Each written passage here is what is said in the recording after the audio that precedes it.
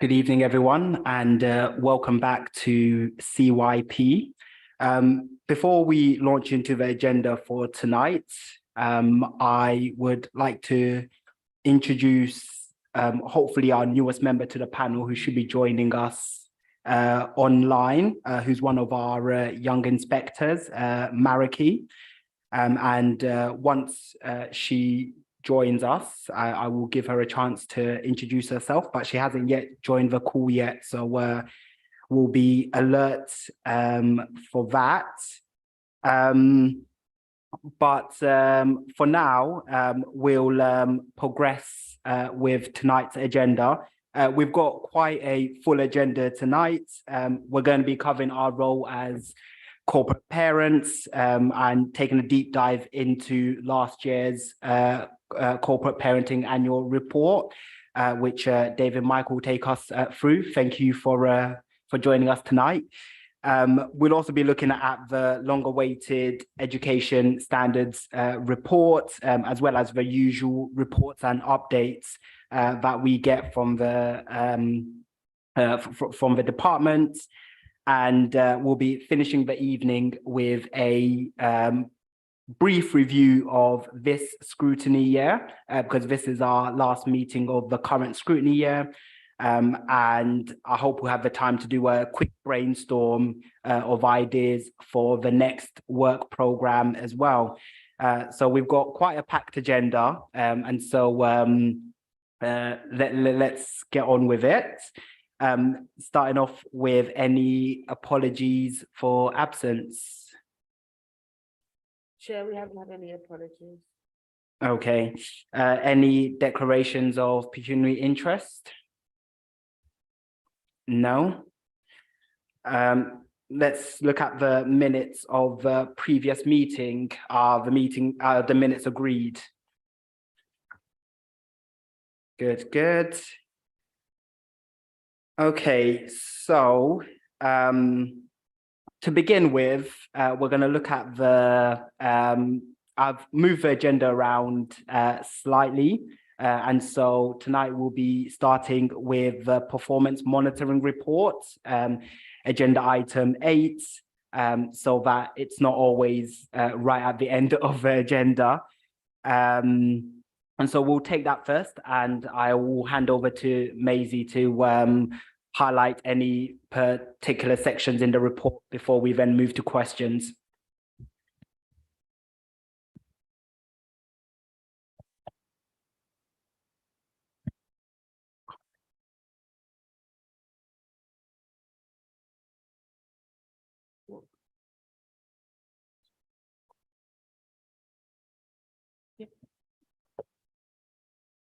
Thank you, Chair. Apologies, my mic's not working, so I'm just going to use those. Yeah, that would be good.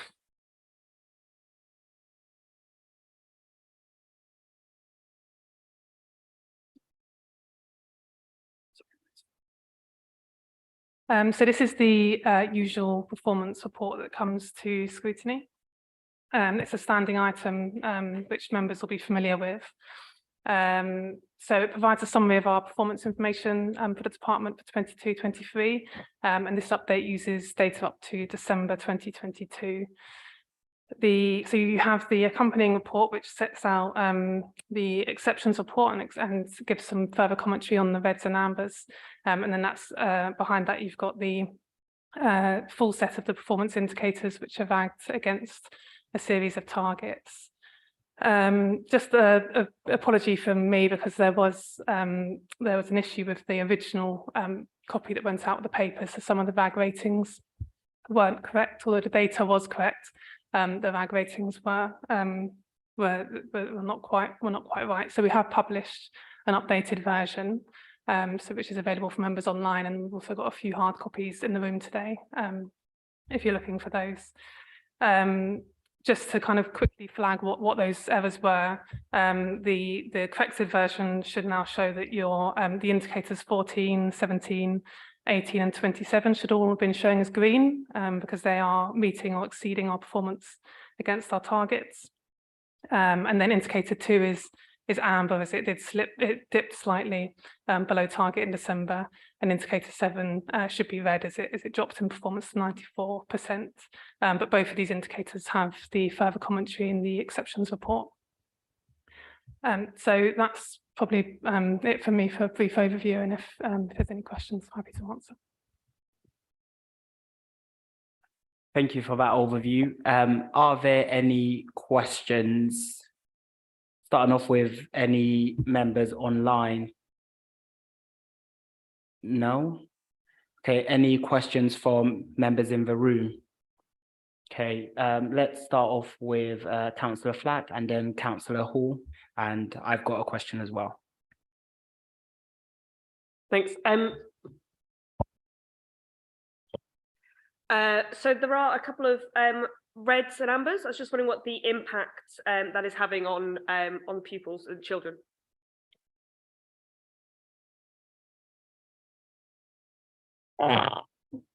My question was about secondary school roles, and I understand that a new secondary school has been established, but collecting the information about school roles, obviously it's pretty straightforward for primary schools. When it comes to secondary schools, we must have a really good idea how many children are coming through the primary school system to end up at secondary school. So it seems that we're not very good at predicting what secondary school places we need, because we're obviously oversubscribed. You know, we've got more places than we need at the moment.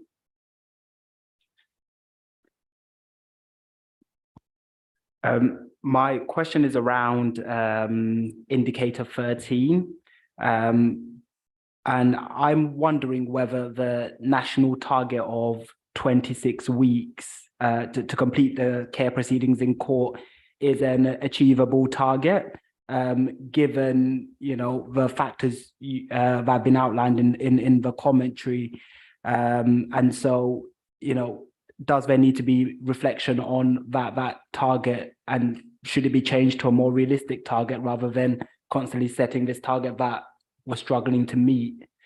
And I know that's not just within our control, it's a national challenge.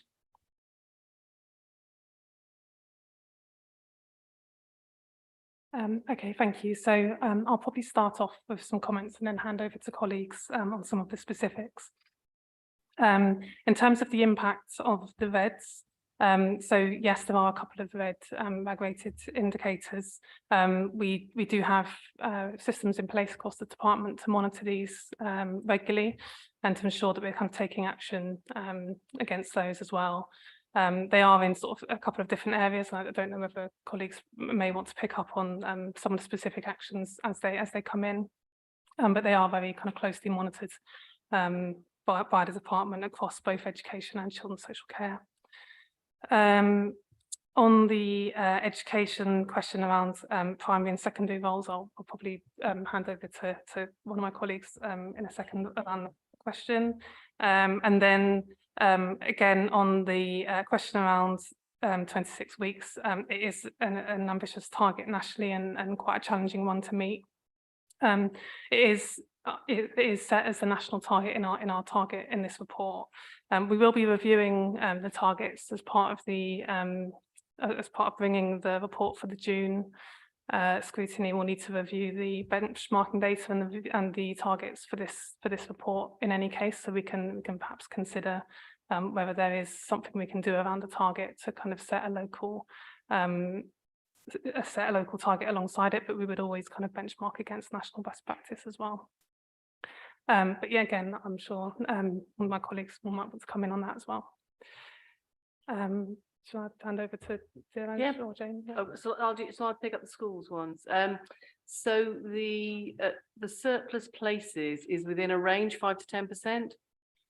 So the reason why the primary places for this report is green is because it's just within that at 9.7%.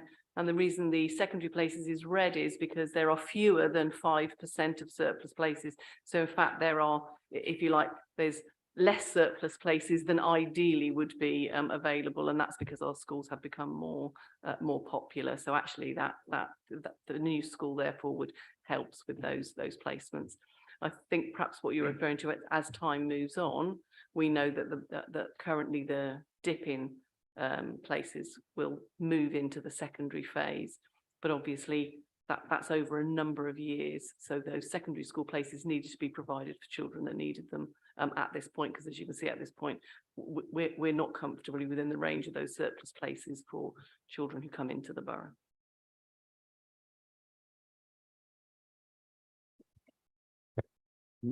Thank you. So I'll pick up the question about the impact of some of the indicators on, particularly in children's social care, as well as the 26-week national target for care proceedings.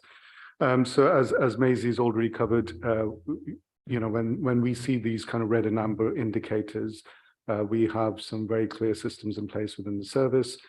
We monitor them routinely, and through our learning and improvement plan, we target those specific indicators, and that can range from a number of different processes in place. So we do undertake deep dive audits for individual children.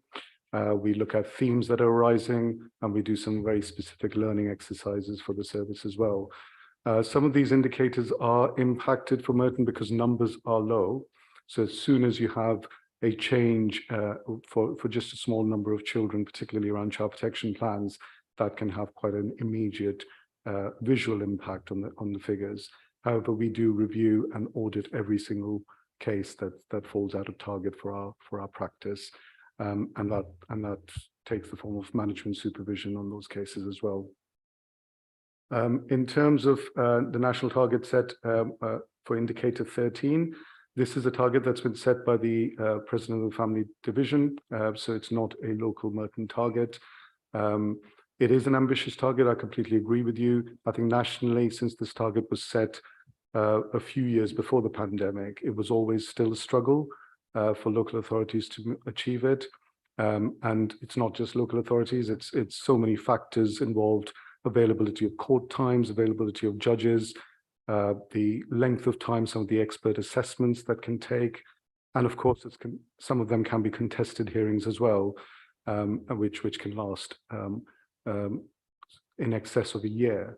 And as soon as we start to see some of those cases come through the court, it skews the figure for all the other positive achievements we've managed to reach within those 26 weeks. So this is an average time taken for all the cases during that period. So it doesn't give you necessarily an indicator of how many cases did achieve it and how many went over. But it is a national issue, and so we meet with our court teams regularly, CAFCAS, and they are interested in launching some further national work around improving the timeliness of this, which will happen over the next financial year as well.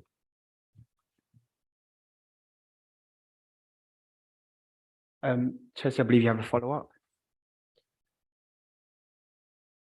Sorry, save the feedback off that one.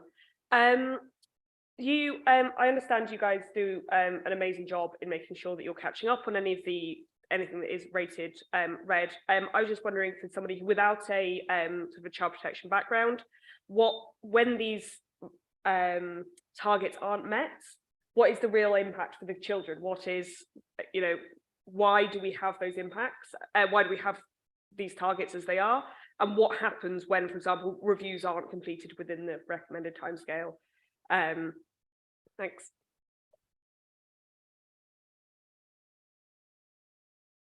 I mean, I think for all targets, the reasons or the impact will be different.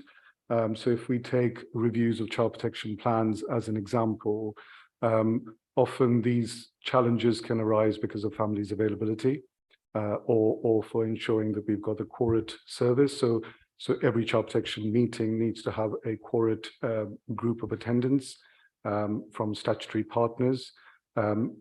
Often the issue tends to be families' availability, and it's really important that our work with families and children in reducing risks involves them, because their voice has to be crucial. So actually sometimes there's positive delay, made in order to ensure that families can engage fully. If there is a child whose reviews out of timescale, and we do track these figures quite closely, they're often a matter of a few days.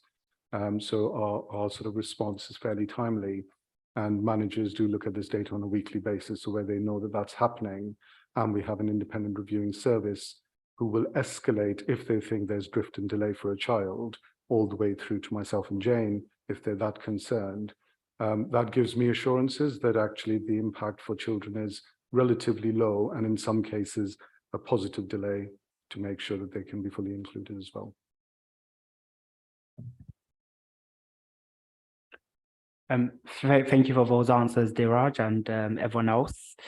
Are there any other questions on this agenda item before we move on?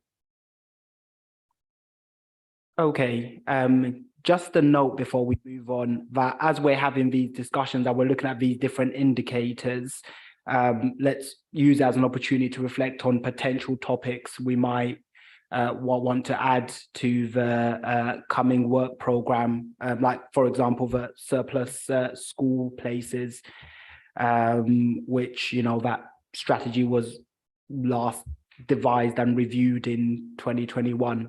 So that might be a good area to focus on. Councillor Kirby, do you want to add anything? Yeah, just on that, a friend of mine works for the GLA, and she's been doing statistics around birth figures, because I was trying to find out whether there'd been a baby boom during COVID, which would have, strangely, you would have thought there might have been with everybody at home. It didn't happen, but there is now. So while we're talking about surplus places, it is like it's up and down all the time, isn't it? So if there is a baby boom coming, that needs to be kind of part of our thinking as well, doesn't it, really? While we merrily shut things down. I think that's why we're I think that's why we're trying to be very careful about the place planning strategy, because you're absolutely right. That is what has happens over the last decades. You know, numbers fall, and then it's a risk, isn't it? If you're closing schools and then you know, 6, 7, 10 years later you've got to open them again. So it is about really carefully managing what we're doing around that sort of places strategy, which is why this, you know, we're trying to minimize the impact on schools, look at how we manage pupil admission numbers to be a reasonable amount, so try and be in multiples of 30 so schools can manage their budgets effectively. But you're absolutely right, yes, it's very difficult to predict, and nobody had quite sort of, I guess, foreseen the impact of the combination of Brexit and some families moving out, or the sort of move further away from London, then COVID. So all of those things play into those figures. So it's absolutely not an exact science. And Billy, Councillor Hayes, did you have a question? It was on your future topics, Chair. I get the impression that in Merton there's not as much knife crime as, I mean, and this is just an impression, I can't put a finger on that. Is there any way of us tracking crime in schools or concerns in schools linked to the growth in knife crime in London? Because it is a serious issue. My impression is, I don't know what the councillors, other people think about this. I get the impression in Merton it's not so bad. But I mean, I've no way of knowing that, it's just an impression. So on a future subject, I don't know whether we call it knife crime, because that's a bit sharp, pardon the pun. But, you know, something that looks at schools in terms of crime and what we know about crime in schools. And the police must have, I mean, I imagine the police or at metropolitan level probably have some idea of who's who and what's what in various boroughs throughout the GLA area. So I wondered whether we could make that a topic, something to do with crime, linked to, you know, concerns any of us may have. Thank you. Jane, would you like to take that one? Thank you. So I don't, they probably wouldn't have data on crime in schools as such, but the Safer and Stronger Executive Board on a regular basis looks at crime figures more generally, and that is sort of split by crime that involves younger people. So that's looked at every meeting, and it is sort of compared with Merton and other boroughs. So that information is discussed in quite a lot of detail at that board. So I guess some of that could be pulled through, or an overview of reports from. Yeah, but just on my hunch, am I right about men? Yeah, I mean, it's not. I'm not asking for a definitive fact, but it's my impression. Yes, mean generally that is the case. Things fluctuate, but generally, yes, it is lower in Merton than. So within the BCU, we've obviously got we have the basic command unit. That's the 6 boroughs that the police work across in the same way that health work across 6 boroughs. Yes, Merton often has lower numbers. Yeah. Thank you for that response. And also, these are issues to consider for our topic suggestions for next year. Councillor Kirby, another intervention. Yeah, I was wondering about young carers, because I remember when I was teaching during the Labour period, they had quite a lot of support in schools at that time for young carers. And I just wondered whether that's continued. In my school, we had about 10 children who were actually young carers.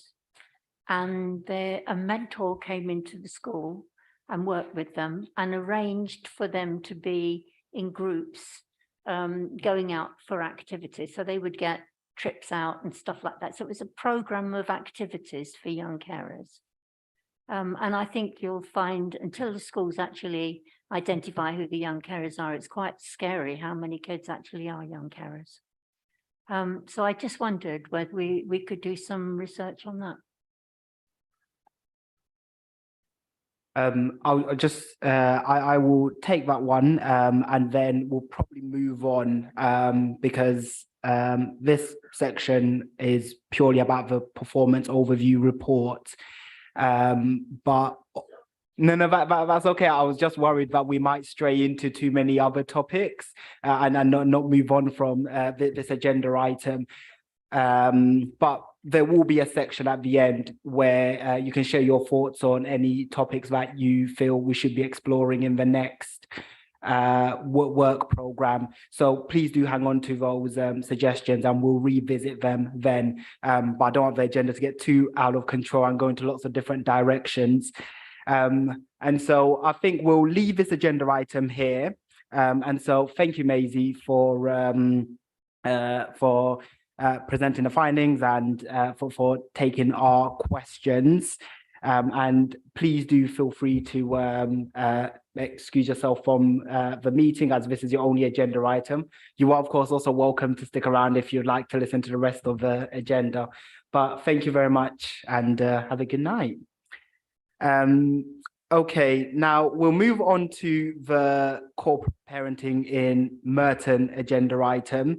And in a moment, I will hand over to David, our head of corporate parenting, to start us off with a presentation on what it means to be a corporate parent in Merton. So over to you, David, and thanks again for joining us tonight. Thank you all for having me here. Great, thank you. Yes, so I'm just going to take you through what it means to be a corporate parent. So just around who has corporate responsibilities, the statutory guidance for it, a quick look at our strategies and pledges, and what I see sort of being around the corner for corporate parenting with all the recent reviews that's coming out. So we've got a legislative. Oh yes, sorry. How can I do this? I'll just say slide. Would I want you to move the slide? Sorry, do apologize. I can see it here. That's so yeah, we've got a legislative responsibility under the Children and Social Work Act 2017, which means that any child or young person who comes into our care, we need to act as their corporate parent. And our duties to care leavers go right up to their 26th birthday. So I do like this definition. So corporate parenting is the collective responsibility of the council's elected members, employees, and partner agencies for providing the best possible care and safeguarding for our children in our care and care experience young people. Slide, please. So everyone in this room and that sort of represents or works for the council has a corporate parenting responsibilities, but at different levels of responsibilities, which are also set out in legislation around universal, targeted, and specialist. So universal is everyone's collective responsibilities, and then down to people like myself and the people in my service who are specialists, devote sort of most of our waking hours to care experienced children and young people. So somebody in the council that's working in waste collection, for example, would not be expected to spend as much time as someone in the housing department, but they might, if they're in the management area, be thinking about how they could sort of ring fence some employment opportunities for care leavers. The statutory obligations just sit with us in the council, but we've got a obligation to share with our partner agencies, and they also have an obligations to really cooperate with us around our arrangements. And an example of that, the police have guidance around decriminalisation of looked after children, and is there continuing healthcare guidance around what TICB has as well.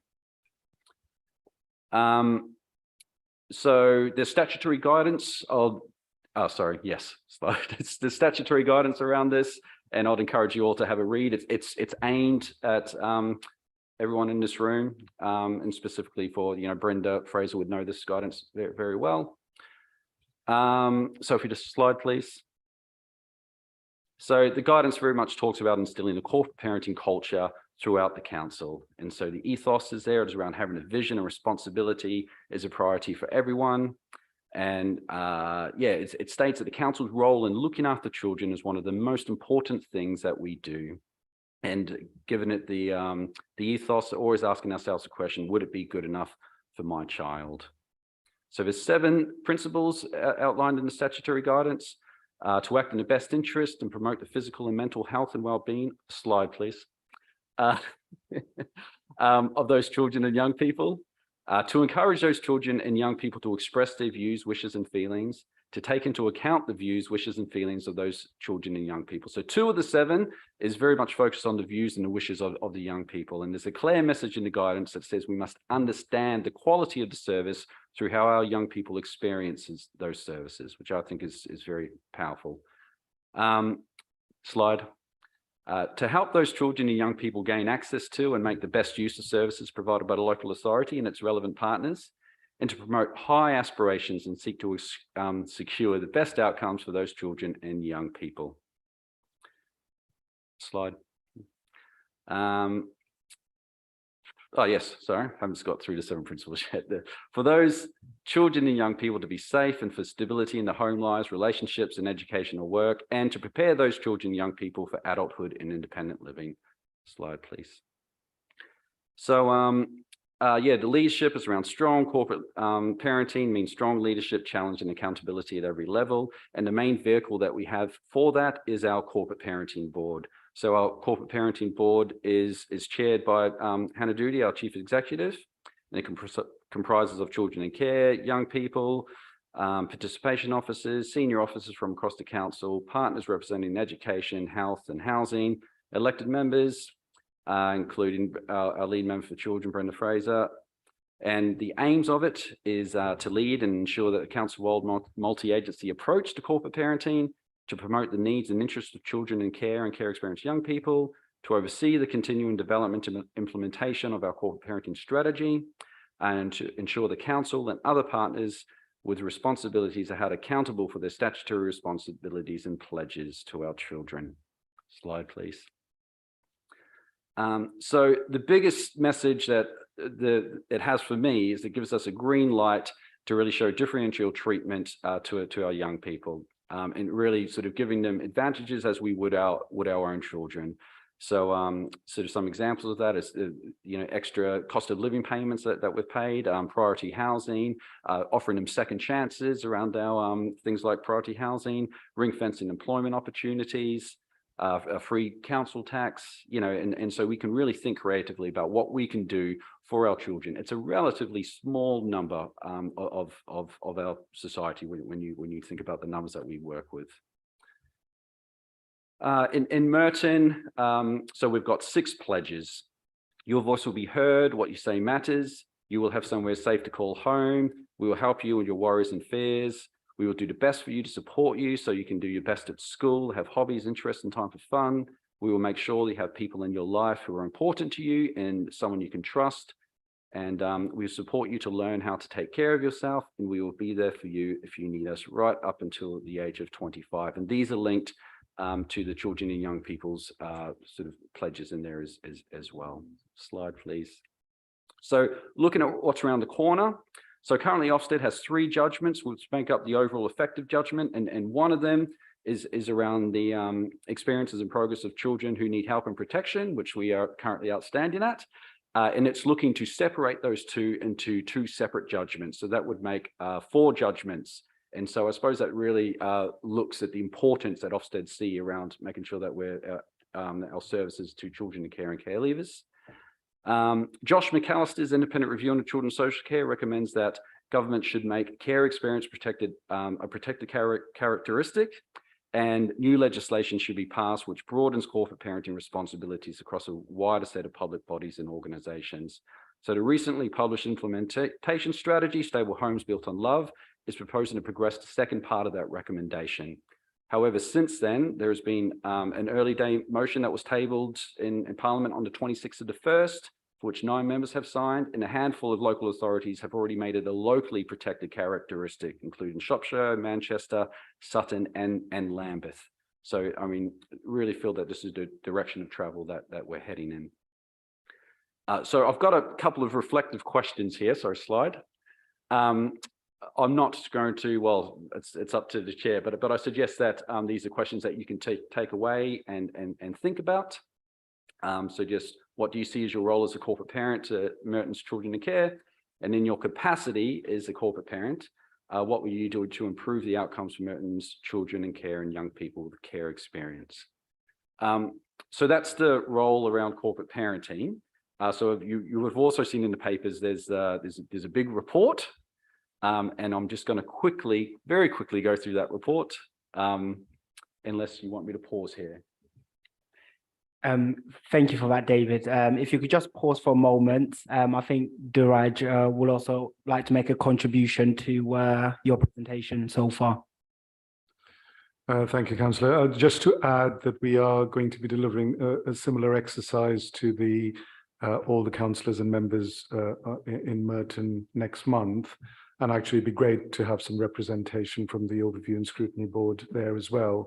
So actually these 2 questions you could take away, have a think about, reflect on, and actually come to that wider session more informed to aid in some further discussions and debates as well. And I don't know if, Chair, you wanted to take questions now or at the end of the second item as well.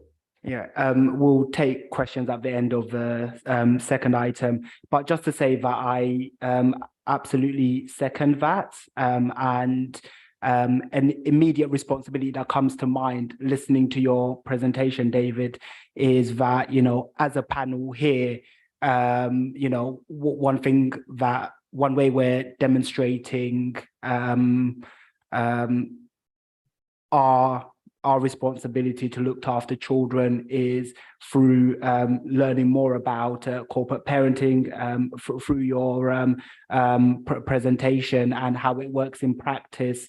And also when we get to the report as well, you know, picking out key areas that we want to further scrutinize and question. And so, you know, that's one immediate responsibility we've got among others, but that was just one thing that sprung to mind immediately as you were speaking. But with that, I'll hand back to you to continue with your presentation and pick out the key aspects from the annual report. So if we can, next slide. So this is just a holistic overview of the performance of the operational teams and meeting the needs of children in care. So it's a big report. and I'm going to do a summary of the summary in a sense. So first, the Ofsted inspection, which occurred, sorry, slide. Yes. In the very end of this reporting year, and it found that the experiences and progress of children in care and care leavers was rated as outstanding, and that was an improvement on the previous good rating that it had previously.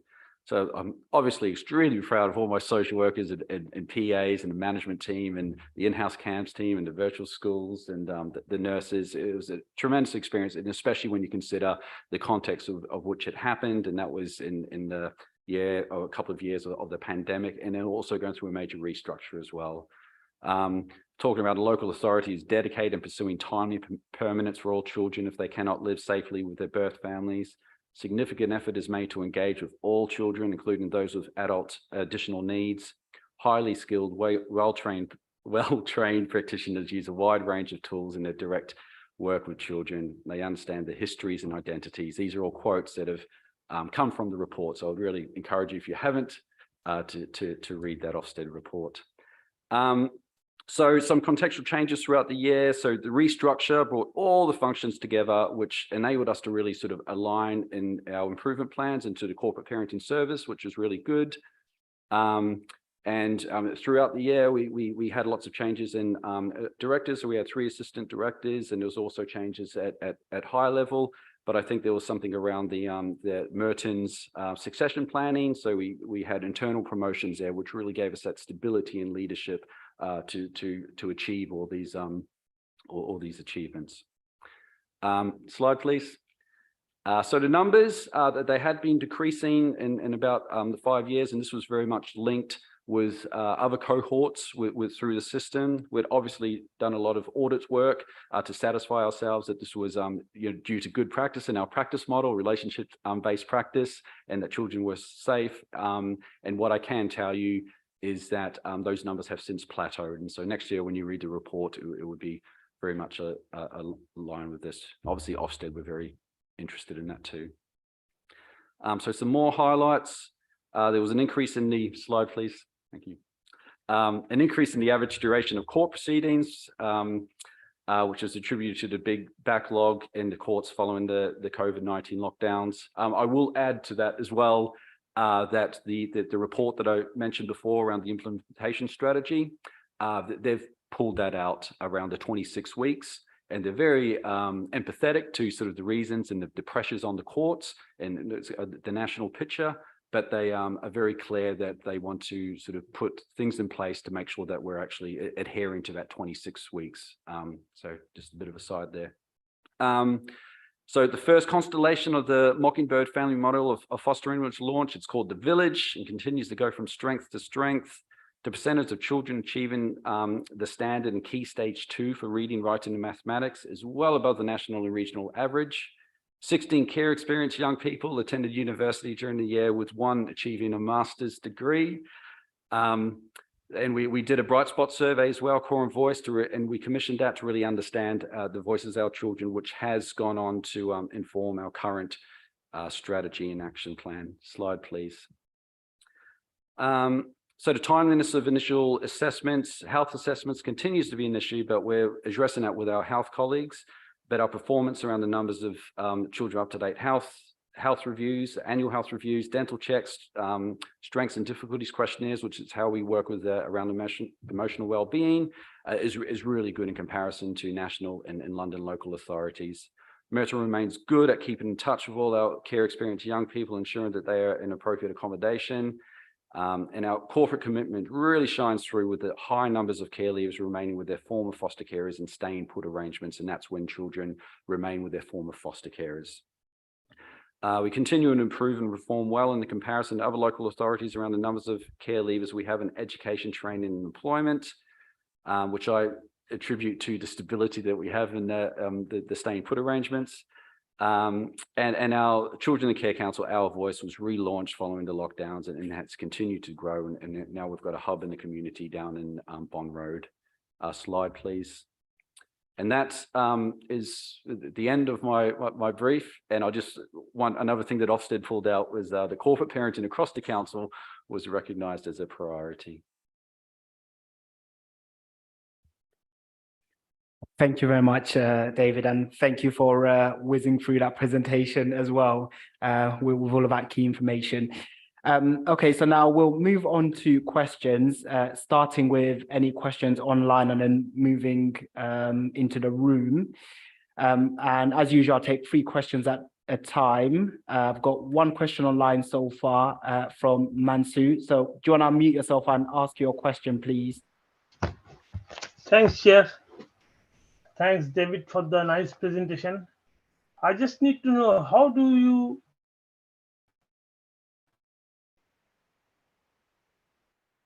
evaluate the progress of corporate parenting and looked after children? I'm sorry, Mansu, could you repeat your question because you cut out as you were speaking, so we didn't get the whole question. So could you repeat it, please? I just need to know, how do you evaluate the progress of corporate parenting and looked after children?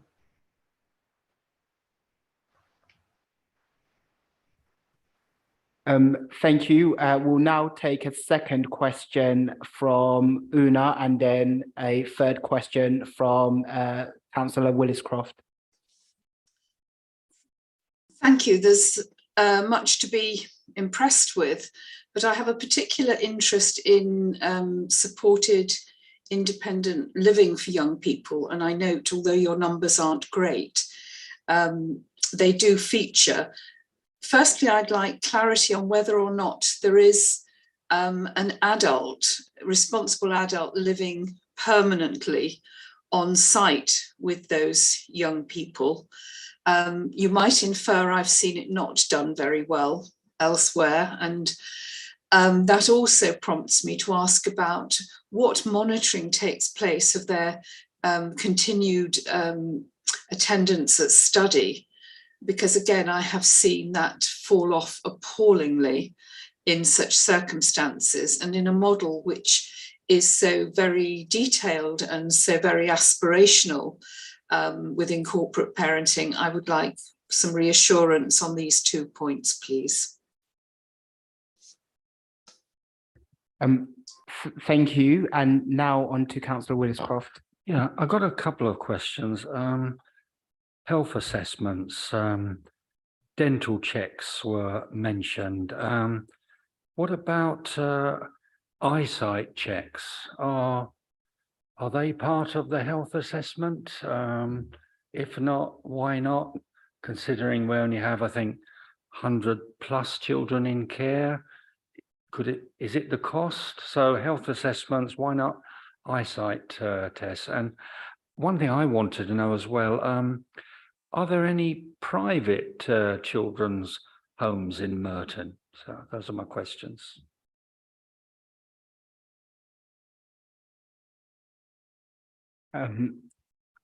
Over to you, David. Thanks. So sorry, Councillor, the first question, if I could just repeat it, there was a bit of disturbance listening to it, but it was understanding the how we monitor the progress of children in care. Was that the question? Yeah, evaluate. Yes, that's what I got as well. Yeah. Yes. Okay. Yeah. It's very much I suppose twofold. I mean, we do have key performance indicators. A lot of those key performance indicators to monitor that we're doing all our statutory requirements, such as the assessments and our looked after children review, which is held by an independent reviewing officer. Some things that are in this report around health. And these are tracked obviously by the operational team, but the independent reviewing officer is as well, who really monitors that we're doing the best we can and everything that we should be doing for looked after children. And if they're not satisfied, then they've got what's called a dispute resolution process, so they can escalate that through the system. I mean, the other way that we measure these things is through our audit. So we've got a quality assurance framework and business as usual, and we do thematic audits. So just recently, we did a audit on the quality of moves when you have to move children, how we're doing that. And so through these key performance indicators and what we're hearing from the operation on the ground, and also the third one is what we're seeing through our audits, is how we really sort of monitor the standard of practice, and not to mention getting the children's voice as well to really make sure that we're understanding our services from their perspective. We've done that recently through our Bright Spot survey, which we had an extremely good response rate. It was 65% for our children in care, and I think 73% for our care leavers. And we really put a big drive working with our education colleagues to make sure that we got as many young people to give their voice in that. And the response was good and gave us lots to think about. So then the next question, so semi-independent accommodation. So when you said the numbers are not great, I would suggest the low numbers make them great. It's my personal view that definitely for children 16 and 17, it's just too young to not be living in a home environment, and that is our sort of ethos and one of our values here, that we always try to get children growing up in home environment. So currently we have 5 16 or 17-year-olds in semi-independent accommodation, and to achieve that, it has to go through me personally with a sound argument around why it's in that child's best interest to be living there. Is there a responsible adult in there? Yes, for all 16 and 17-year-olds, we only use 24-hour provision where there is always an adult there. We have a dedicated member of our art team, that's the access to resource team, our placements team, which is their responsibility to find all our homes for our children. And he's specifically responsible for going out and doing quality assurance checks on all the semi-independent accommodation. For the older cohort, those above the age of 18, obviously, once again, we're really focusing on keeping children in stay and put arrangements. But when they want to and it's appropriate for them to move out, we use that same quality assurance framework. We don't always use 24-hour provision here. It's not appropriate. They're adults, but we also use providers that we know very well mostly. Monitoring attendance at study. Having high aspirations is so important, and we really sort of embed that into our culture, be ambitious for our young people. Through the virtual school, and our education colleagues are extremely robust at really advocating for our young people at school. We hold personal education plans. Every child has one, and it's well attended. It's chaired by an advisory teacher, to really make sure that we're sort of got all the right supports in place for our young people to make sure that we're achieving as best we can. And it's how we work with that foster care as well, making sure that they're really a part of that home, and our foster carers are working as any other parent would for a child. So it brings me on to, so I was thinking about how said eyesight.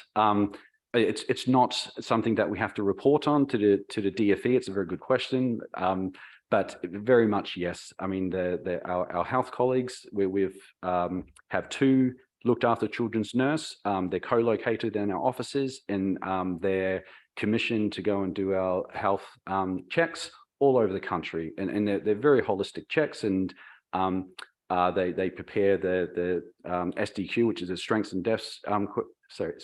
and difficulties questionnaire, which really gives us an understanding of the emotional well-being of the child. But they really look at all the immunizations, and just like any other parent would be tracking the eyesight and the need for glasses. That was to be, those questions are asked, and that's taken care of. But we don't track it as like we do dental checks. But it's a very good question, and something we can possibly take away and think around the consultation with all the reforms that are going on at the moment. And the last one, private children's homes in Merton. So you can find us out through going to Ofsted, and my understanding off the top of my head is that we currently have 2 homes that are run by the 2 homes, but please don't quote me on that. It's not accurate. What I can do is I can go away and find you the exact number and get back to you.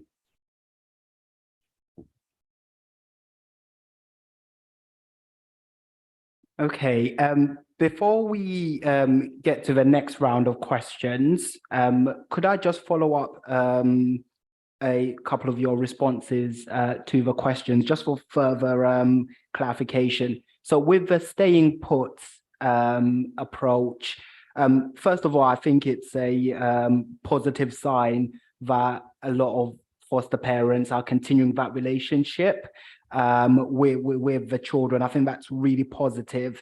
But am I right in assuming that there's an upper age limit to that? And is that at 25 that they'll then have to look at some sort of alternative accommodation? And you also spoke about the Our Voice initiative as well, regarding, the Merton's Children in Care Council, because you talked about the survey that was recently conducted. First of all, I think it's great that you're incorporating the voices of our children and young people who are benefiting from this service. But could you give us more information on how their input in the Quorum Voice Bright Spot survey, how that was incorporated into the corporate parenting strategy? Like what specific, if you can remember off the top of your head, what were some of the recommendations that they made that have now made it into the strategy? Thank you. So, Councillor, I just want to also just answer just add something to the last answer, which is around the private children's homes. So we don't necessarily, there may be some private homes that we might look at and potentially place children at, but we don't often. And the other thing I was just going to say is because they are private, they are monitored and tracked by Ofsted. So that's nationally done. That's not done through Merton Children's Services as such. So we wouldn't necessarily undertake quality assurance checks. Although if we did place a child there, we would of course be doing looked after children's reviews, which would then ensure that the placement was meeting their needs appropriately. Thank you. So first, the staying put around the upper limit. No, there isn't, and we have lots of examples of children that just remain with their foster carers for a very long time. What happens at the sort of payment decreases with time, which is appropriate, and it eventually gets to the stage where it's just matched by sort of what a young person can claim with their housing benefit. But it's really up to the carer in a particular circumstance. What we do find is a lot of children, they get to a stage where they actually want to move out, but we do have 22, 23-year-olds that sort of are still in staying put arrangement. Generally, by the age of 21, we're hopefully looking to have young people moved on to sort of their own tenancies, but there's no hard and fast rule. And then there was the Our Voice with the Children in Care Council. Yes, so I think the thing that's really exciting is the hub that we've got, which is down in the David Nicholas Centre, and where they use that every fortnight to hold that. It's run by a participation team, and they sort of get guests down there, and it's we're really sort of looking to grow that, and we want to get it to the stage where it's weekly. So one week sort of Our Voice, and the other week just around participation, where young people can go and hang out and spend some time. There's washing machines down there, and sort of do sort of cooking programs. So lots of great ideas. And the other one is ideas around that strategy. I suppose the easiest way is to read the corporate parenting strategy. So it is a document that we will publish.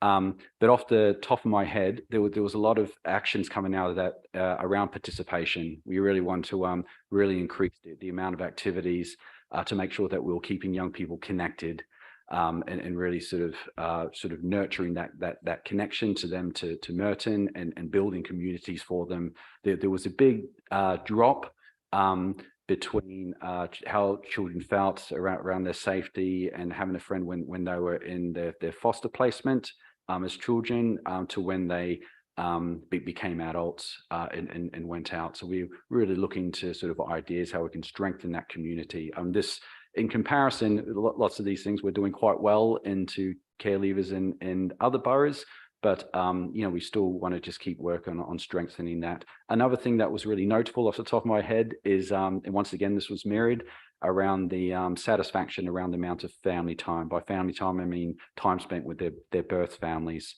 And so we've been selected. So we put a bid in for Core and Voice. They got some funding money from, I can't recall where they got their funding money from, but it was to work with 3 local authorities to really look innovatively at about how we can improve family time for children. And we've been selected as one of those boroughs, and we've had the first session of those, and I'm really excited about that specific piece of work moving forward.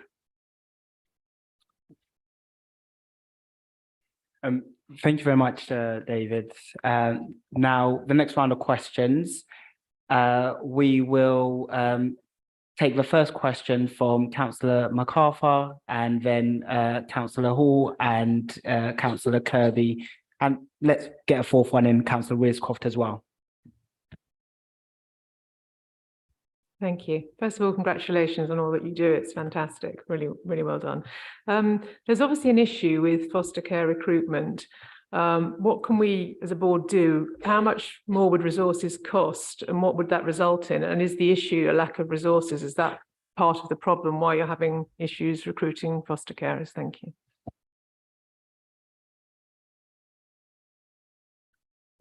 Thank you. I've actually got 3 questions and a request. I'll start with the request. This is not a reflection on this report, which I think is excellent and well done for the outstanding Ofsted rating that you've achieved. It's about acronyms. Reading through this agenda, it would be very helpful if at the beginning of each agenda item, a little box could be put in with the acronyms that are used throughout that report.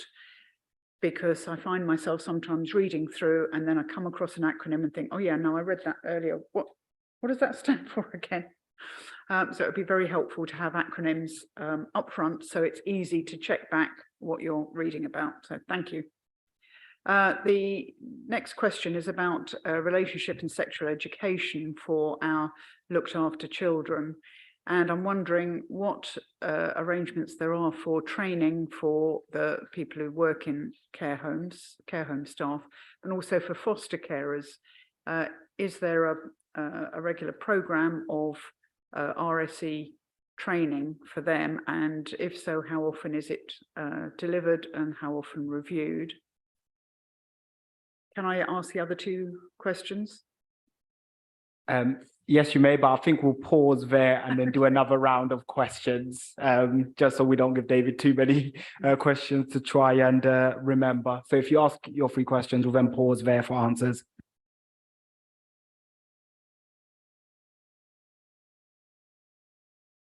Thank you. I wanted to ask about the Catch-22 team. I was wondering if we could flag up to have a report from that team to come to another meeting in the future. I understand they provide help with drugs, alcohol, sexual health, and as a support service for young people. And can I do the last one, which is, could you tell me how many youth workers we have in Merton at the moment, and what the impact has been on cuts to that service? Thank you. And now over to you, David, to answer those questions. Right, so foster care recruitment, I mean, yes, it is a very big challenge, and the challenges that we've faced, and also the decreases and increases are very much mirrored across London, and that's what we're sort of hearing from other people. We've got a recruitment officer, and she links in with other authorities. It's also been flagged up in the implementation strategy, and there's a whole pillar. There's lined it out to 6 pillars. I won't go into it, but one of them, and they've really flagged up the issues around foster care recruitment and sort of residential placements, and they really want to start working with regions, I suppose, to make sure that we're pooling our resource and thinking in the same way, and no longer sort of competing against local authorities. In some ways, we're already doing that. So we're members of the London Commissioning Alliance, which is getting a stronger and stronger South London sort of cohort within that alliance, and part of that is thinking together about how we commission foster carers. Around the specific question around budgets, I think there was, so we've gone to a digital campaign. There was a period when we paused that, but that's up and running now, and it's working effectively for us. So no, there's no concern around budgets. We have the budgets. About how we're using and utilizing those budgets is more the sort of question that we're doing. You will see a petrol pump campaign for those driving around the boroughs. They're starting up very soon as well. Where am I? Sort of relationships around special education and training for care home staff. So that links into the question, sort of the answer around the implementation strategy. They're really looking to create a framework for training for the private sector and residential children's homes to make sure there is consistency around how they run and real sort of equality. So there's a real national push in there with the future work that's coming out.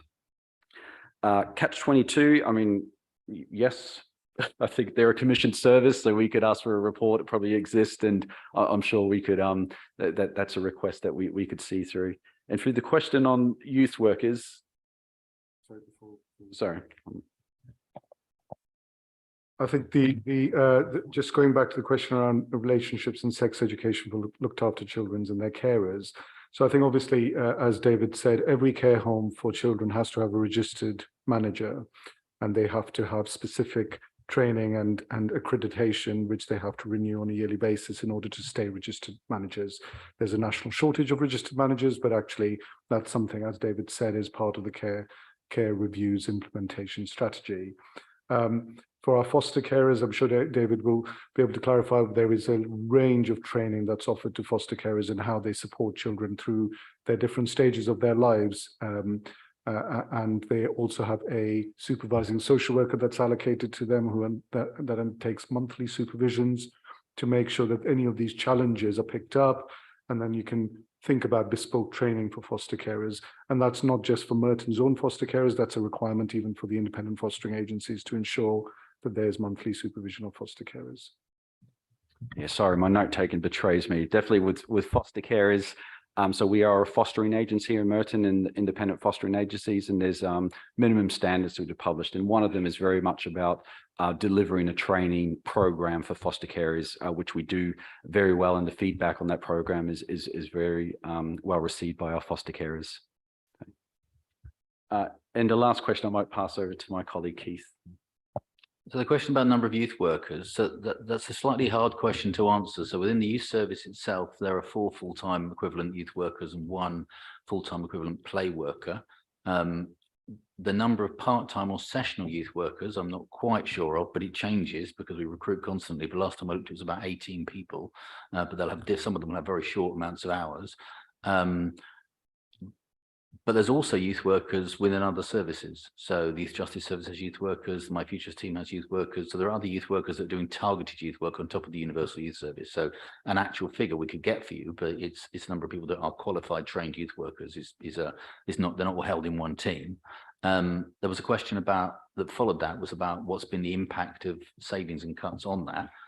So that picture's been pretty static for the last 5 years, I would say. I think that was probably about the last time we reduced down the number of youth workers in the budget.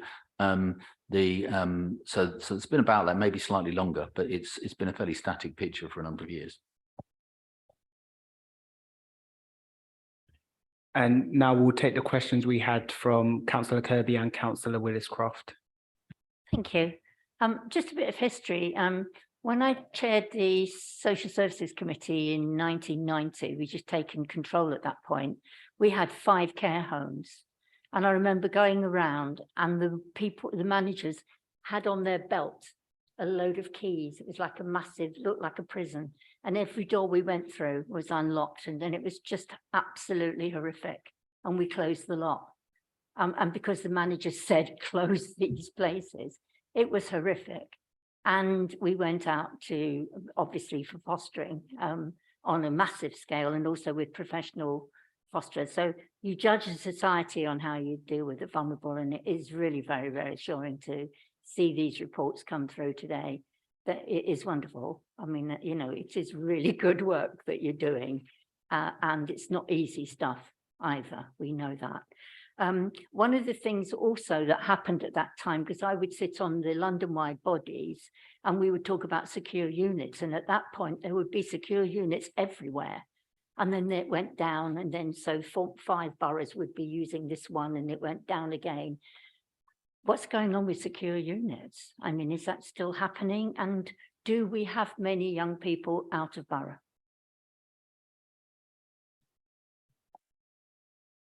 And Councillor Wiscroft, your question. Yeah, I was going to ask, does Merton place children in care homes outside the borough, and how far would they place them geographically? And if I could add a third question. Actually, I've already asked a question, so I'll let Councillor Charles come in for that third question.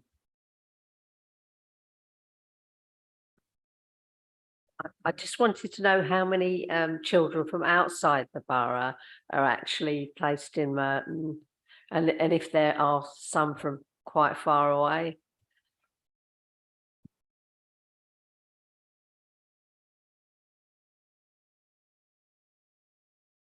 Over to you, Gerard. Thank you. I'll pick up the first question about secure children's homes. So nationally, there's a massive shortage of secure children's homes. It's obviously not the first. It's not even, as far as possible, the last option where we would want to place our children. But of course, in some circumstances, we do, usually for their own well-being and safety, place them in secure accommodation. Currently, there is a plan, and members may be aware that we've signed up to a pan-London vehicle for commissioning with all, I think, bar one other borough in London, to look at creating a secure children's home for London. That's being funded all wholly by the DfE. There's about £50 million worth of funding that's going into this. It's early days, so they're doing scoping work. They're even thinking and looking at sites that might be appropriate. So it's unlikely that we will have a secure children's home up and running before 2025. But we have signed up to that on the basis that actually when we do need, in those rare occasions, to place our children in secure accommodation, we don't want to have to go so far out of the borough, so far out of London, that it makes sort of their transition back all the more challenging.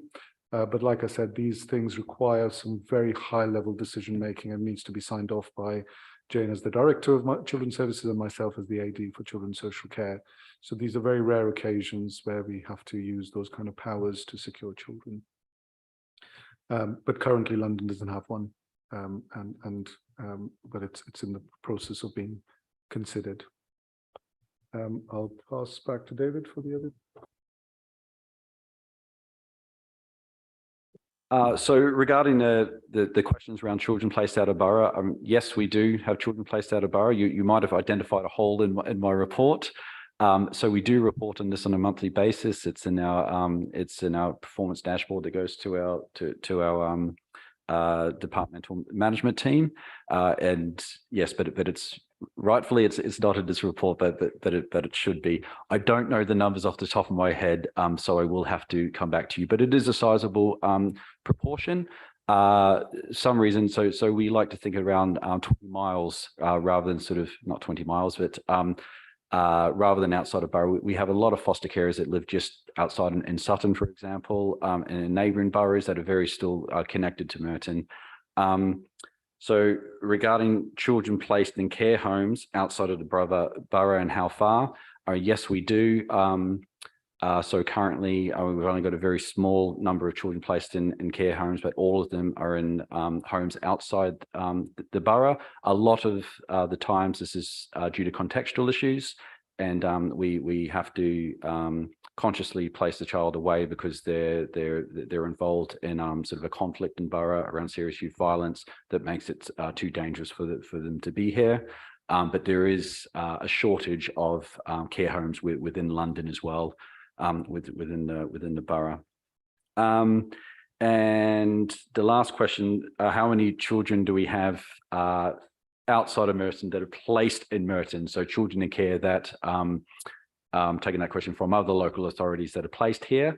I don't have that number. We do, there is a statutory obligation for local authorities to notify another borough when a child is placed here. But we don't sort of store that list in a number for those reasons. But so what we do is sometimes with our missing children in our process, we're aware of any children that are placed here who has specific vulnerabilities like sort of missing and stuff, and we make sure that they're getting a good service in Merton.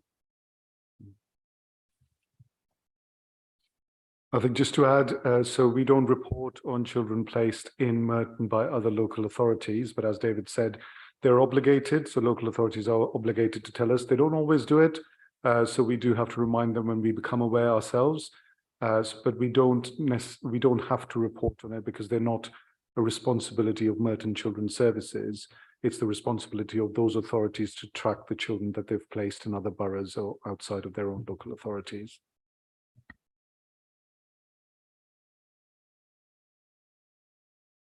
Okay, are there any other questions? Okay, we'll start off with Councillor Flack and then Councillor MacArthur.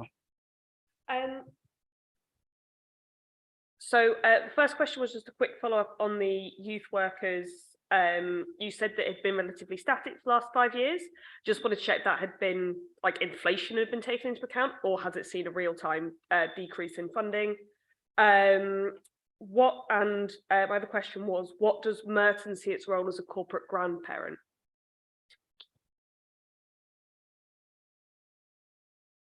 Thanks. Just very quickly, I noticed that the immunisations performance has dropped. I mean, not dramatically, but I just wondered what you're doing to make sure that the uptake goes up and sort of how you make progress back up again. Thanks. And could I just add a point of clarity, just because in a later departmental update, there is a section on foster care and, looked after children. But I'm thinking, is it perhaps better to raise any questions in that later section now than going back to it when we get to the departmental update? Even though this is looking a year back, and I assume the information that was in the department update is obviously current, but I'm thinking it's probably better to bring that forward to this discussion rather than later. And on that, I just wanted to follow up a few questions around the recruitment of foster carers. So in the department, this is sort of a multi-part question, but it's all around the same issue. And so hopefully you consider it fair. So firstly, in the departmental update, it says that the target for foster care recruitment, well, no, my question is there a target for foster carer recruitment, and is the target we're pursuing this year 10? Because that's the figure that is in the report. And then my second question around recruitment is around the digital campaign versus the physical banners. You mentioned earlier when you were giving your update on the Mockingbird approach, that strategy, that the digital campaign has proved to be more effective than any other method in terms of generating leads. And, the budget isn't an issue at this stage. And so should shouldn't we just be investing in that digital campaign if that's what's generating the leads? And when it comes to specific groups being targeted to express an interest in being foster carers, is this because those groups reflect the diversity of the children in care? I'm sure you provided those demographics somewhere in your report for last year, but I can't remember it off the top of my head. But is that the reason these specific groups are being targeted? And Jane, you might want to come in on this because I'm not sure if they've seen that section of the report. So yeah, those are sort of my key questions around the recruitment of foster carers this year. Thanks.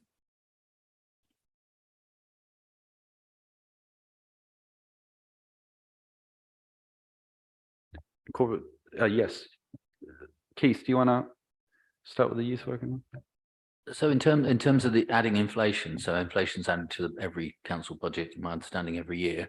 So yes, there'll be inflation added to the youth service budget. In terms of the actual answer I was giving, it was on the number of youth workers. So there's no increase in number of youth workers. There's the flat number of youth workers.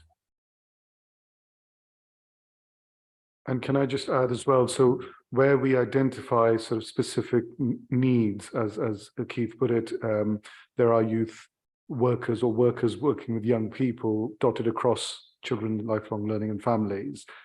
So for instance, children's social care, we've identified a need in our contextual harm service, we've identified a need within our edge of care service, and we've created youth worker roles and adolescent worker roles for meeting those needs, but of course working very closely with our youth services and in some cases co-located with our youth services. So it's about being dynamic and thinking about where does the need arise and where do we need to reallocate some resources and increase some resources in some circumstances as well.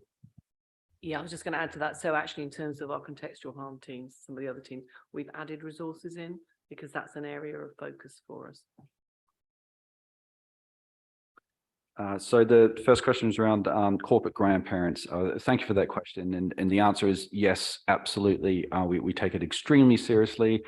As far as in the presentation I did around differential treatment, we really go above and beyond. It would be appropriate for me to go into specific circumstances, but to really support our care leavers if they have young children, especially knowing what we know working in children's service around the vulnerability of young children, to make sure that they've got the support, the housing, everything in place for them to have the best opportunity as parents, but also parenting that child. So we take it extremely seriously. Then there was a question around immunizations, what we're doing. I mean, it's the same with the same approach. I mean, the dip is partly due to pandemic. There was lots of people behind in their immunizations around that, and in comparison to sort of elsewhere, we perform quite well, but definitely in the those health assessments, I looked after nurses, are very robust at making sure those immunizations and dental checks are all up to date. So foster care recruitment, is there a target? Sorry. So I was just looking at our performance dashboard, and actually that target is under review. So we haven't set necessarily a target, but we do track it on a monthly basis or on a quarterly basis to make sure we're doing at least as better as we did the previous time, if not better than that. So it's something that we want to think about. We also want it to be a realistic and achievable target. And now that we've launched this new digital campaign, we want to see over the next quarter or so, how, what's the turnaround looking like? Because often you get a lot of interest to begin with, but actually there's also a really robust assessment process that foster carers have to go through, which is absolutely right. We want to make sure we are getting the best people to care for our children and make sure that they can meet their vulnerable needs. There was one thing I just wanted to also add in relation to corporate grandparenting responsibilities, which is our practice model in Merton is relationship-based. And within relationship-based practice, we take a very strong stance around trauma-informed practice. So actually, when we are looking at how we respond to needs, it's not just because an incident's happened. It's actually understanding trauma from birth onwards. So with that in mind, we really must take into account the impact for some of our parents, the parents of our children who've been in care. And actually the reason they've been in care is because something's happened earlier on in their lives that has really impacted on their life chances. So taking corporate grandparenting responsibility is also about ensuring how we respond to their changing needs and their needs as parents themselves. So hand back to you, David. So around the question around the digital campaign and as opposed to physical banners. So if my recruitment officer was here, she would be telling you that it's a sort of a collective approach, and it's a drip feed approach to people that want to foster. So what we know about foster care is that they think about it for a long time. So we have to be continually sort of knocking on the door. So they might start thinking about foster care for, well, I mean, because they see it on the internet, for example, or an advert. But that petrol pump or the banners outside will sort of reinforce that thought. And I suppose that's the incentive around that digital campaign, because they're very clever the way they do this, but they really are focused and sort of go back to the same people, without my sort of knowledge around how these things work, that they really target people to sort of harass them and to, not harass is the wrong word, to, advertise. Yes, strongly encourage. Thank you, Jane. So yes, and it's specifically good. What we see through the digital campaign is raising the numbers of inquiries, not so much the final trip. So there's inquiries, there's home visits, there's people that go on our courses, but there's a long road to actually becoming a registered foster carer. There's a very in-depth assessment. You can imagine we want the absolute best carers, and the skills that it takes to care for our children is quite immense, and the process to doing that is very robust. So I suppose we need to stick at it to make sure that if these inquiries do actually turn out to be to foster carers that go all the way through that process, and what we know of sort of other areas, so the posters, for example, I mean, they're a lot more cost effective. I mean, My Merton is a good source for foster care recruitment as well. Your question, Councillor, around the specific groups in the report. I mean, yes, the answer is that we want to diversify our fostering community, and so by targeting to LGBT plus community and there's certain faith groups, it is around making sure that we've got a fostering community that very much mirrors our children care community and the various needs coming through. And I imagine that's being reflected in the advertising, like if we need to bring in leads from like a particular faith group, then the advertising is being targeted to that group.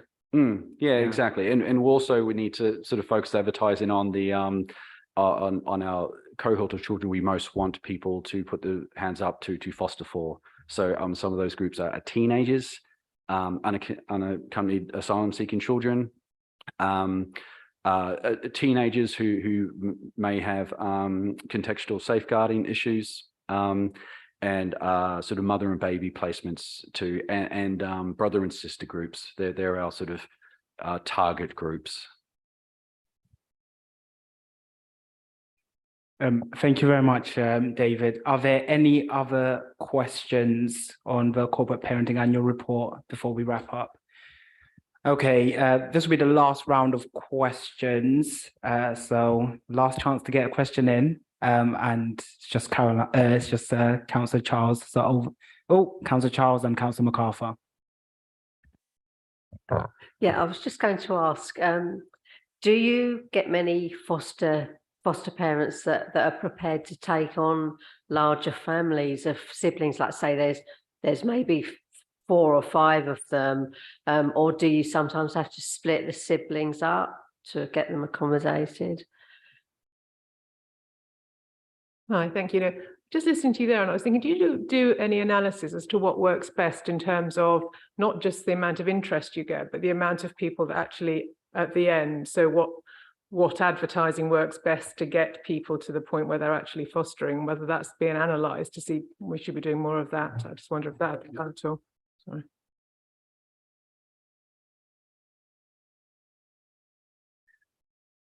Sorry. No is the answer. I mean, we have very few, and that's one of our target groups to, you know, try to find foster carers that you take those large family groups. So definitely sort of 2, where we've got some that take 3, and when we're getting over that, it becomes extremely difficult. It's, you know, it's one of the, I won't lie to you, it's one of the hardest parts of my job. When we're faced with a situation where we struggle to place brother and sister groups together. And that's one of the benefits I mentioned before around our Mockingbird model of fostering. So the idea of that is a group of foster carers that form a community, and they do things regularly together. And there's a hub home carer where our children can have sort of sleepovers, regular sleepovers, and see all the other children. So this works really well when we place large family groups into that. So it's really looking at about how we can you know, get that contact and as much family time as possible to strengthen those relationships. And just to say that any decisions around splitting brother and sister groups or having them live in different places is done very carefully. We do an assessment called together and apart assessments.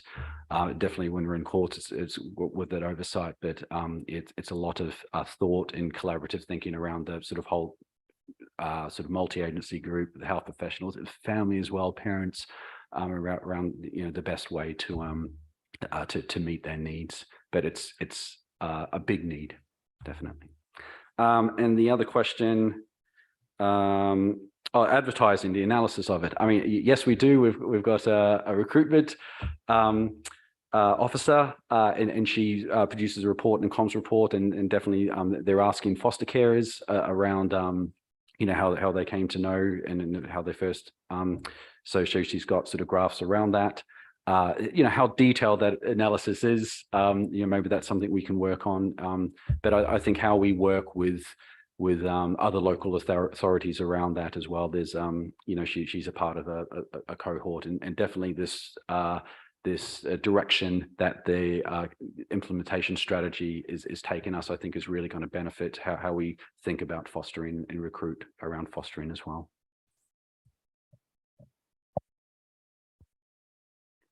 Okay, I think that's all the questions for now. And so there's nothing left but to say a massive thank you to you, David, for the presentation. I think and also for taking our questions, of course. I think I speak for everyone when I say that this session has really helped to further clarify our role as corporate parents and the really vital work that goes on to support our children in care and care experienced children, which, you know, has been certified as outstanding by Ofsted. So we know good work does go on there. And I do hope that other members are able to receive this presentation and this opportunity to so that they learn more about their role as well as corporate parents and the work that we're doing. And so thank you again, and please do feel free to get on the rest of your evening, or you are of course welcome to observe the rest of our meeting as well if you'd wish. But thank you very much. Okay, so now we'll move on to the Education Standards Report. And for that, I will hand over to Keith to introduce the report before we move on to questions. And Rachel might want to add anything as well before we move to questions. Thank you, Keith. Thank you very much. Yes, it's going to be a double act tonight. So myself, Keith Shipman, I'm the head of inclusion, and my colleague here, Rachel Bauman, is head of school improvement. So between us, we're going to go through and answer your questions about this report. The report is the annual report of our school system. It's designed in the same way as you may have seen in previous years. So it looks at an executive summary of what's been happening in the school system. And then it largely goes through each key stage with a series of data tables and then conclusions about what action we've taken to improve the school system and challenge and support schools. The work that's evidenced in the report is the work of the schools. So it's the work that's been done by our school colleagues. In addition, there is the report by the virtual school, which has already been referred to, around our support for the education of children in care. And then an inclusion section at the end, which looks at the work of around school attendance exclusions and elective home education.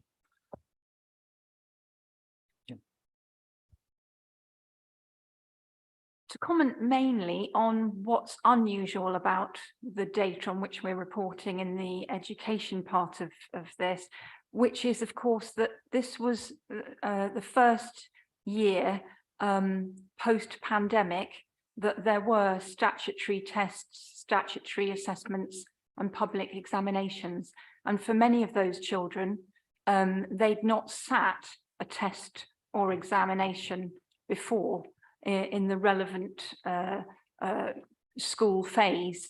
And so not only had they experienced, as all our young people did, lockdowns, interruptions to their schooling, vast impacts upon their mental health and well-being, and experiencing bereavement within their families.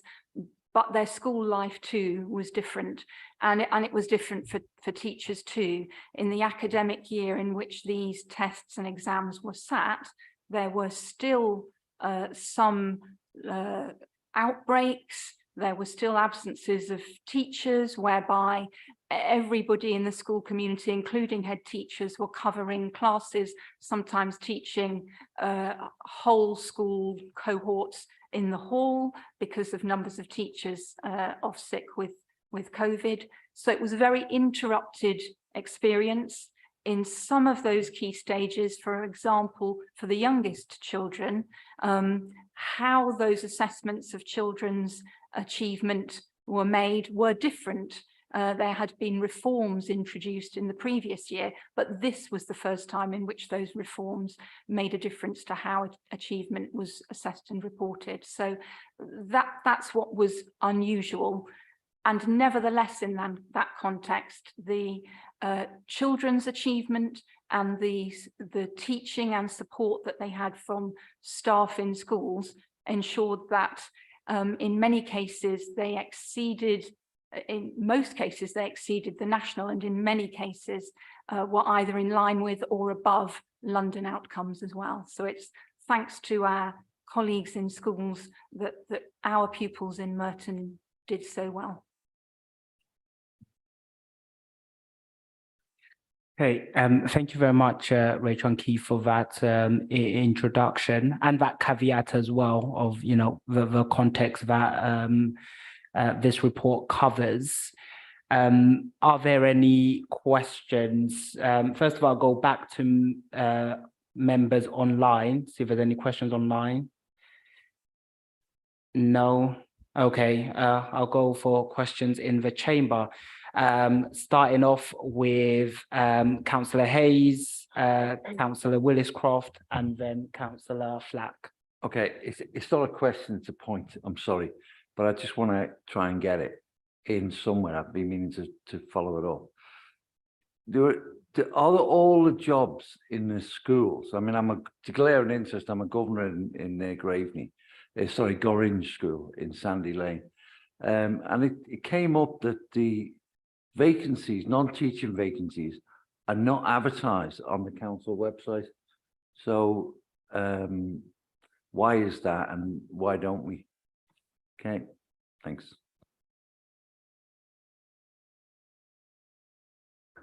Sorry about that. Yeah, my question is, I was looking at the report and I was looking at page 133, appendices, Ofsted outcomes by school as of September 2022. So I just want to know in why Aragon Primary School is not mentioned there, because I think I can see every school in the borough is mentioned.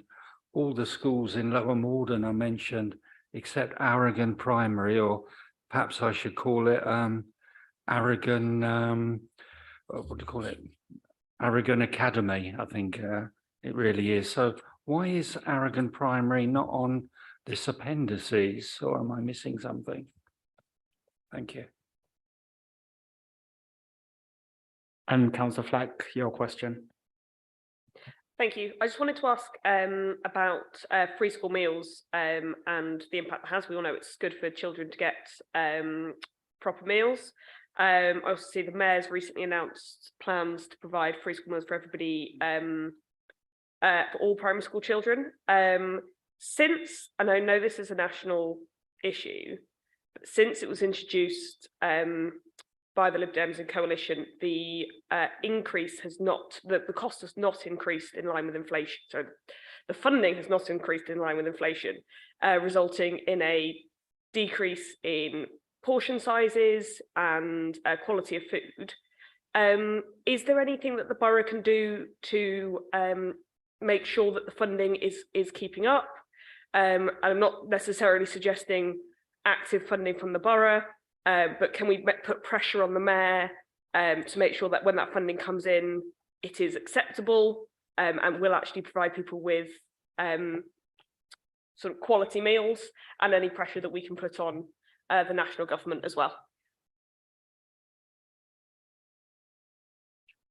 Thank you. I'll hand over to Rachel to address those questions. If I answer certainly questions 1 and 2 to begin with, and we might do a double act on the third one. Jobs in schools, I can't answer why they're not advertised on the council website. I do know that many jobs are advertised online these days on eTeach, to which schools have an entitlement through various SLAs that they have with us, and through arrangements they have for their ECTs, their early careers teachers. So they're advertised online. I don't know if and why they're not advertised on the council website, but I can find that out. I would say eTeach is the place where people tend to look for jobs across the school spectrum. Councillor Hayes, you have to come back to that answer. Supplementary. Okay. It's not teaching jobs. It's things like this is why I understand, and you know, it's not teaching jobs. It's things like caretaker jobs, and not advertised on the council website. Now, that's what I would. You know, that's what I've been told. Right now, I may be wrong. That's why I want to raise it here. Thanks, Chair. Chair, I think we just need to, I'll need to take it out of the meeting and speak to HR about. Okay then. Yeah. All right. Thanks, Jane. Thank you. We can move on with the other questions. Thank you. Thank you. Question number 2, it's a typo. It's slipped out of alphabetical order and it's not there. There's no other reason. So I apologise for that. It wasn't an intentional gap, leaving Aragon out of the list.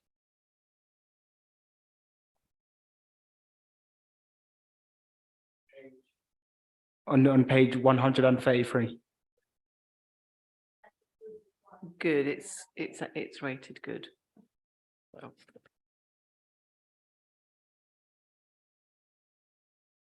Pick up on the free school meals. So I think we have various places we can sort of raise those issues. We have regular meetings with the DfE, and so we will tend to raise issues that schools are raising, and certainly funding generally and funding for free school meals is part of what we would raise as those discussions, and across London as directors across London. And also there's a group across London called Strategic Education Leads for London, which is the assistant directors for education. So that's another forum in which those issues can be raised. So we'll take that forward through those forums.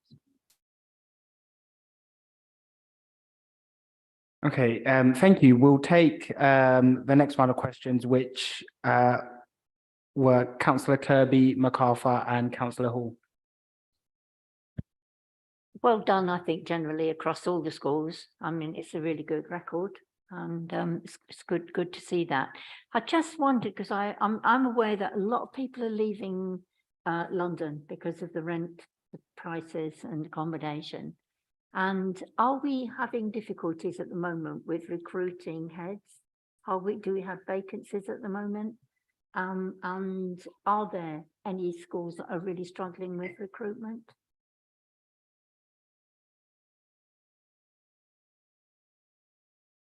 Councillor MacArthur, your question. No, that's okay. Hi.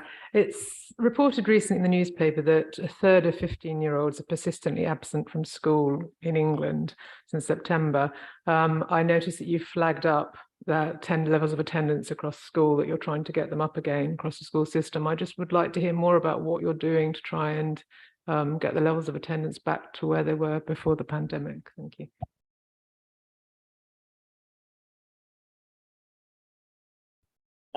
Thank you. My question's also about non-attendance at school, and I recognise you've on page 117. You mentioned that rates of attendance have dropped, demonstrating the impact of the pandemic. But there are other reasons for non-attendance at school, and I wondered if we've collected data about truancy rates, and also for parents taking children away on holidays during school terms, whether that's collated separately. And finally, there's a bit of a news topical trend of many older students dropping out of schools on a Friday regularly and having long weekends. So it seems to be a thing currently.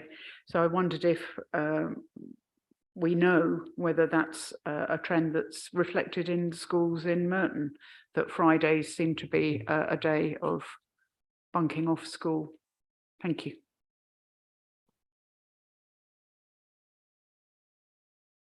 First question was about people generally leaving London and that impacting perhaps on difficulties in recruiting head teachers. I think it's always been difficult to recruit head teachers because it is a very demanding job. And because boroughs like Merton ensure that there is a really robust process for interviewing and assessing the skills and knowledge of candidates for headships.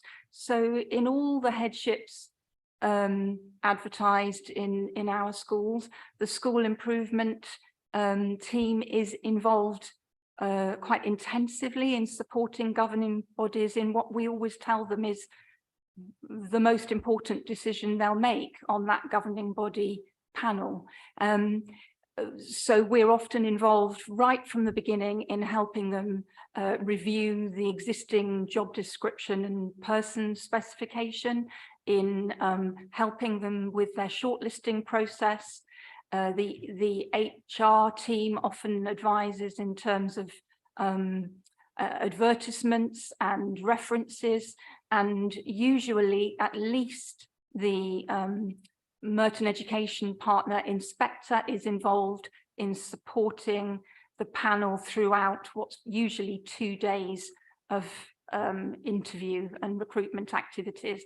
The reason I elaborate is because, yes, we have seen some schools where they have advertised 2, if not 3 times, but when the appointment is made, it's a strong appointment, it's a secure appointment, and we've already seen examples of those in heads newly appointed in the last 2 rounds of advertisements. So, for example, Dundonald Primary School, I think it went to 2, if not 3 rounds of advertisement, but the 2 head teachers appointed as co-head teachers who started in September of this academic year have made a strong start, have had very positive support from their governing body and from the parental community.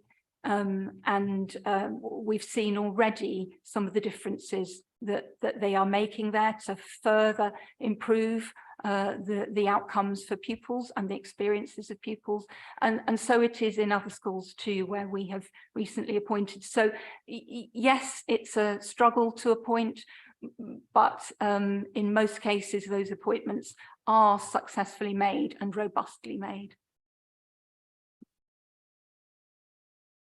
So on the attendance questions, there's quite a lot of things to say. So if I miss something, I might come back with some more questions. So absolutely, yeah, the attendance levels in Merton are better than national and in line with London, or in some cases slightly better, but they are well below where they were before the pandemic. So that's a great concern to us, and particularly the level of persistent absentees, that's below 90%. That's about double what it was before the pandemic. And that's pretty much the same across the whole country. So that means we have more children with poor attendance across the whole country. So what are we doing to try and affect that? So we've been doing work with the things that make attendance work well is sending a clear message with clear expectation within a school. So schools with good attendance have got good systems around follow-up of individuals that don't attend well and set high levels of expectation. So working with head teachers and briefing head teachers, briefing governors, we've been doing that over the last year. We've been working around looking at the support system around particular groups. So the way the government define it, you have something called persistent absence, but there's also they've brought in this category called severe absence, which are those below 50%. That's new. So we've been working with our colleagues in early help to develop a system for whole family plans. We're about to pilot that in a couple of schools to try it out and see how it will work, to do whole family plans around those children below 50%. As Merton, we've always tracked children below 20%. We don't have to do that, but we've always done that at a panel on a monthly basis. And that means we give direct advice back to the workers, usually social workers or early help workers that are working with those children and families about how to improve the attendance. And they only come off that list if they go above 20%. So there's a tracking on a monthly basis of those children. So looking at Merton's figures around, not in this report, but the published figures around 50, but those below 50%, Merton's performing better than London and better than national on that really low level worrying attendance. We've heard mentioned the virtual school. The virtual school's remit has been extended beyond children in care to include all children with a social worker.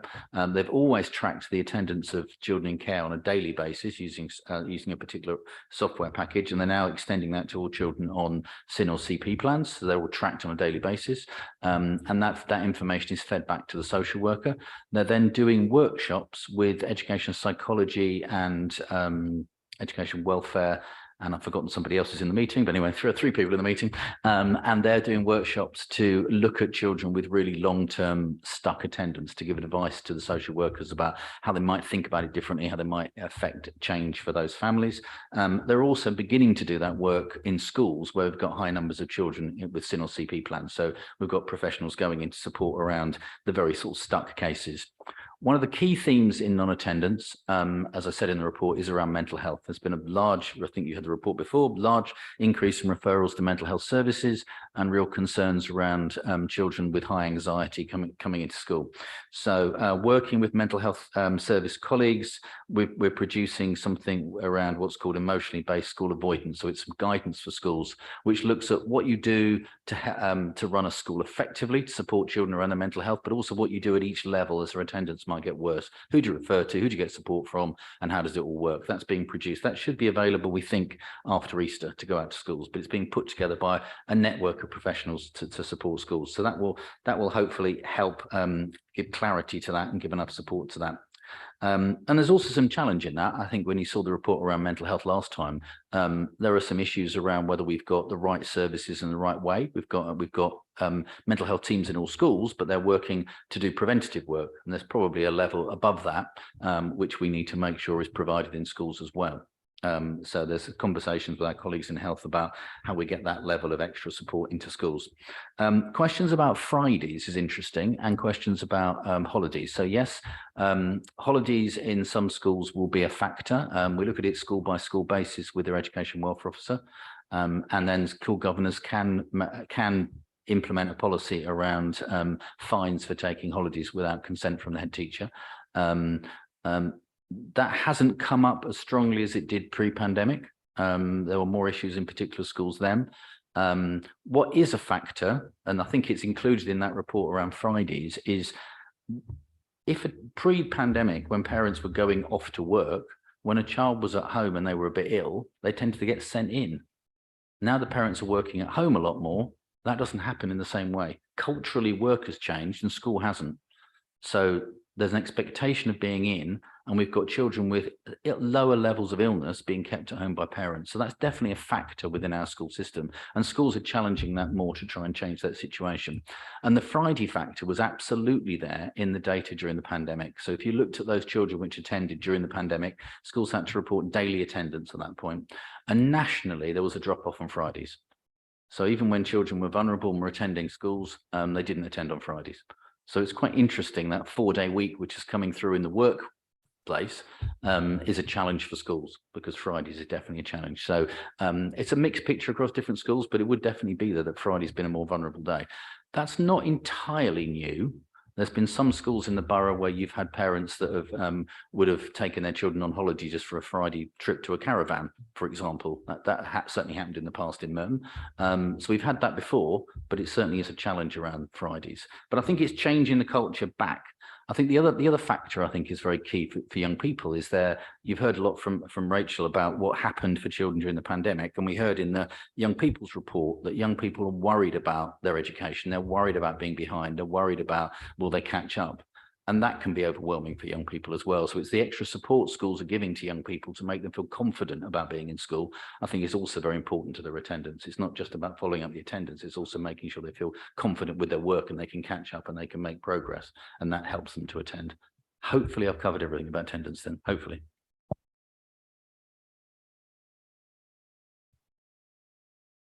Thank you. Are there any other questions regarding the school report? Okay, Councillor Hall, if you ask your question, and I've also got a couple of questions, and we'll end on that. Hi, sorry, I've got another one on a completely different subject. Sorry, it's harping back to relationship and sex education, and I'm just wondering if we have any support for parents who are homeschooling to try and make sure that they're giving the right sort of messages to their children. Do we have any, worksheets or things that we can offer to homeschooling parents? Thank you. So parents that are electively home educating their children are responsible for the curriculum that those children have. The local authority isn't responsible for any of the curriculum at all. That said, all young people that are electively home educated are referred to the school nursing service, and the school nursing service make contact with the families, but they can take it or not take it, depending on whether the families want to take it up. So there is a link, therefore, with support for families from the school nursing service. A quick follow-up question. Oh, sorry, Rachel, did you want to add to that? Sorry, Councillor, yes. Could I add that home educated families have access to, as part of our statutory duties, EHE advisors who try to make good relationships with those families so that they can do home visits, or, as you'll have seen in the report, because that became quite a vulnerable thing to be doing during the pandemic, online visits involving phone calls, WhatsApp calls, etc. Both of our EHE advisors are previous head teacher and deputy, very experienced colleagues who know the curriculum well, know where there are good resources, often share with schools online resources that they can use, and can give, as was identified when we had our social care inspection, the quality of the very tailored and bespoke support that they gave to families, depending on the needs of those families, included advice across the curriculum, and would have included that RSE and PSHE advice. Councillor, may I add also to the answer I gave on recruitment of head teachers, just to say that amongst many factors encouraging people to apply for a headship in Merton is the quality of the support for head teachers through our Attain partnership, which is that partnership with schools. New head teachers this year have experienced induction support through training events. They have a mentor who works with them, usually an experienced Merton head teacher. They also have access to a coach who perhaps later on in the first year might work with the head teacher on a piece of work that new head teacher has identified for development. It's that access to a whole range of support, which I think encourages people to consider Merton, and certainly once they're here, to then recommend Merton to colleagues out of the borough. Thank you. No, thank you. Could I just end on a couple of questions? One on the progress in Key Stage 2 writing, which is an area that's where our children are falling below the expected standards. And I know many schools are grappling with. And what I would like to know is what guidance is the local authority offering schools on supporting the Key Stage 2 cohorts to improve on their writing, which was obviously negatively impacted during the pandemic, and with so many of our work moving on to digital devices as well, there aren't that many opportunities to write. And then my second question's around the 75th anniversary of Windrush, which is this June, and I'm just curious to know what plans are currently underway to support schools to embed sort of the themes from, you know, the Windrush generation around, you know, having an inclusive curriculum and rooting out any inequalities within education. Thank you.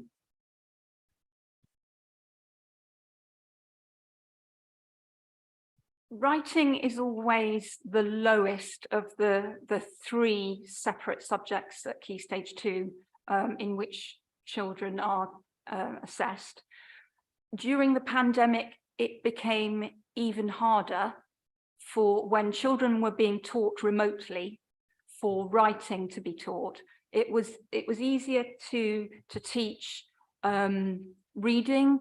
There were plenty of Merton schools who made personal deliveries to children of packs of books, and then those books were used in reading activities online, discussions about the story in the book, the grammar of the book, and so on, and maths was taught remotely too. It's commonly understood nationally that it was much harder to do that teaching of writing remotely, not just for the teacher activity, but for the pupils to engage in that activity remotely. One of many aspects that have been identified as a gap that needs strengthening is for those children in key stages, early years and Key Stage 1 and 2, to have the stamina for writing. That means literally the physical posture needed for writing. A lot who were working from home, sitting wherever they could find somewhere, often with younger siblings running around the room, may not have sat up at a table to write.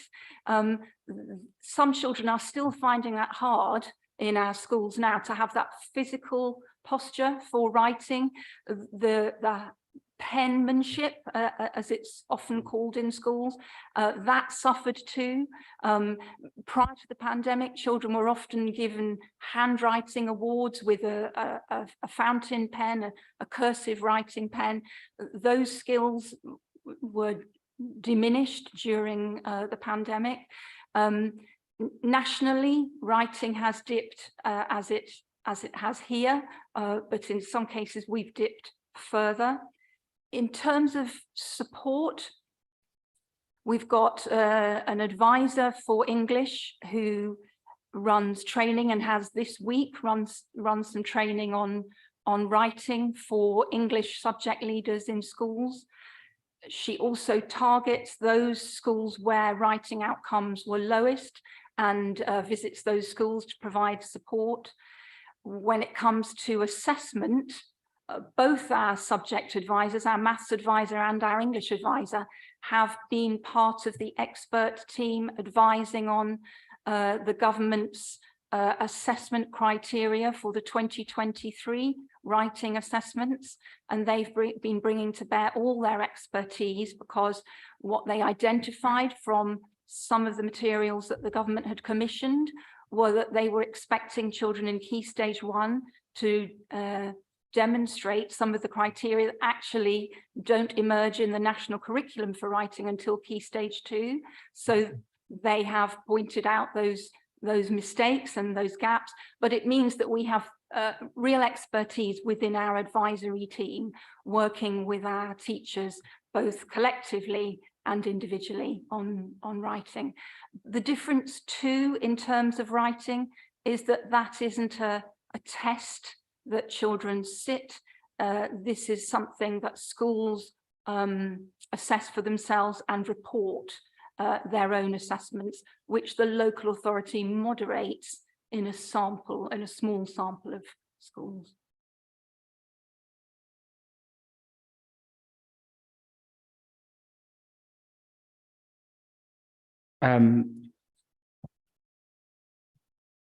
Yeah, thank you, Rachel, for clarifying sort of the support that the council is offering schools on writing, and that contextual information as well, very useful. And with regards to the Windrush question. Yes, sorry, Councillor, I stopped for a pause for breath, and Keith reminded me I hadn't addressed that one. No worries. I'm sure that you'll recall that last year we had a race equality conference at the Chaucer Centre, and you closed the event for us with a speech. We are planning another event like that this year, with guest speaker, and also with workshops run by schools themselves. Last year, one of the most popular workshops run at that conference was by Ricard's Lodge School, where their pupil ambassadors talked about challenge for change and their role in bringing about difference. So we are running a conference again this year with workshops and a guest speaker. In terms of the Windrush event, we have within the School Improvement Service an Equalities Advisor, Alison Cramp, and Alison is a key member of the group that's planning the local authority, the council's contribution and celebration of Windrush Day, and she's been organising school participation in the event that I think is going to be held outside the Civic Centre. So she's busy liaising with schools about that. And one of the mechanisms for exploring where there is strength and expertise in schools is through her network meetings. She has equalities meetings with schools where she can hear what's going on in terms of the Black curriculum, for example, and then share those strengths more widely with other schools. She also holds network meetings for our pupil premium group leaders as well.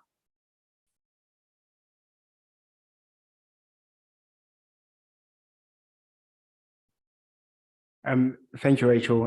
Sounds like there's a lot underway this year as part of our anniversary and the ongoing work around addressing inequalities within education. So thank you for that overview. And also thank you for taking the rest of our questions. Clearly, there are still some ongoing challenges, but our schools are also performing quite well, having recently made the progression from 95 to 96% of our schools either good or outstanding. So that's a good indicator. And so that's always worth recognizing and applauding. So thank you very much. We'll now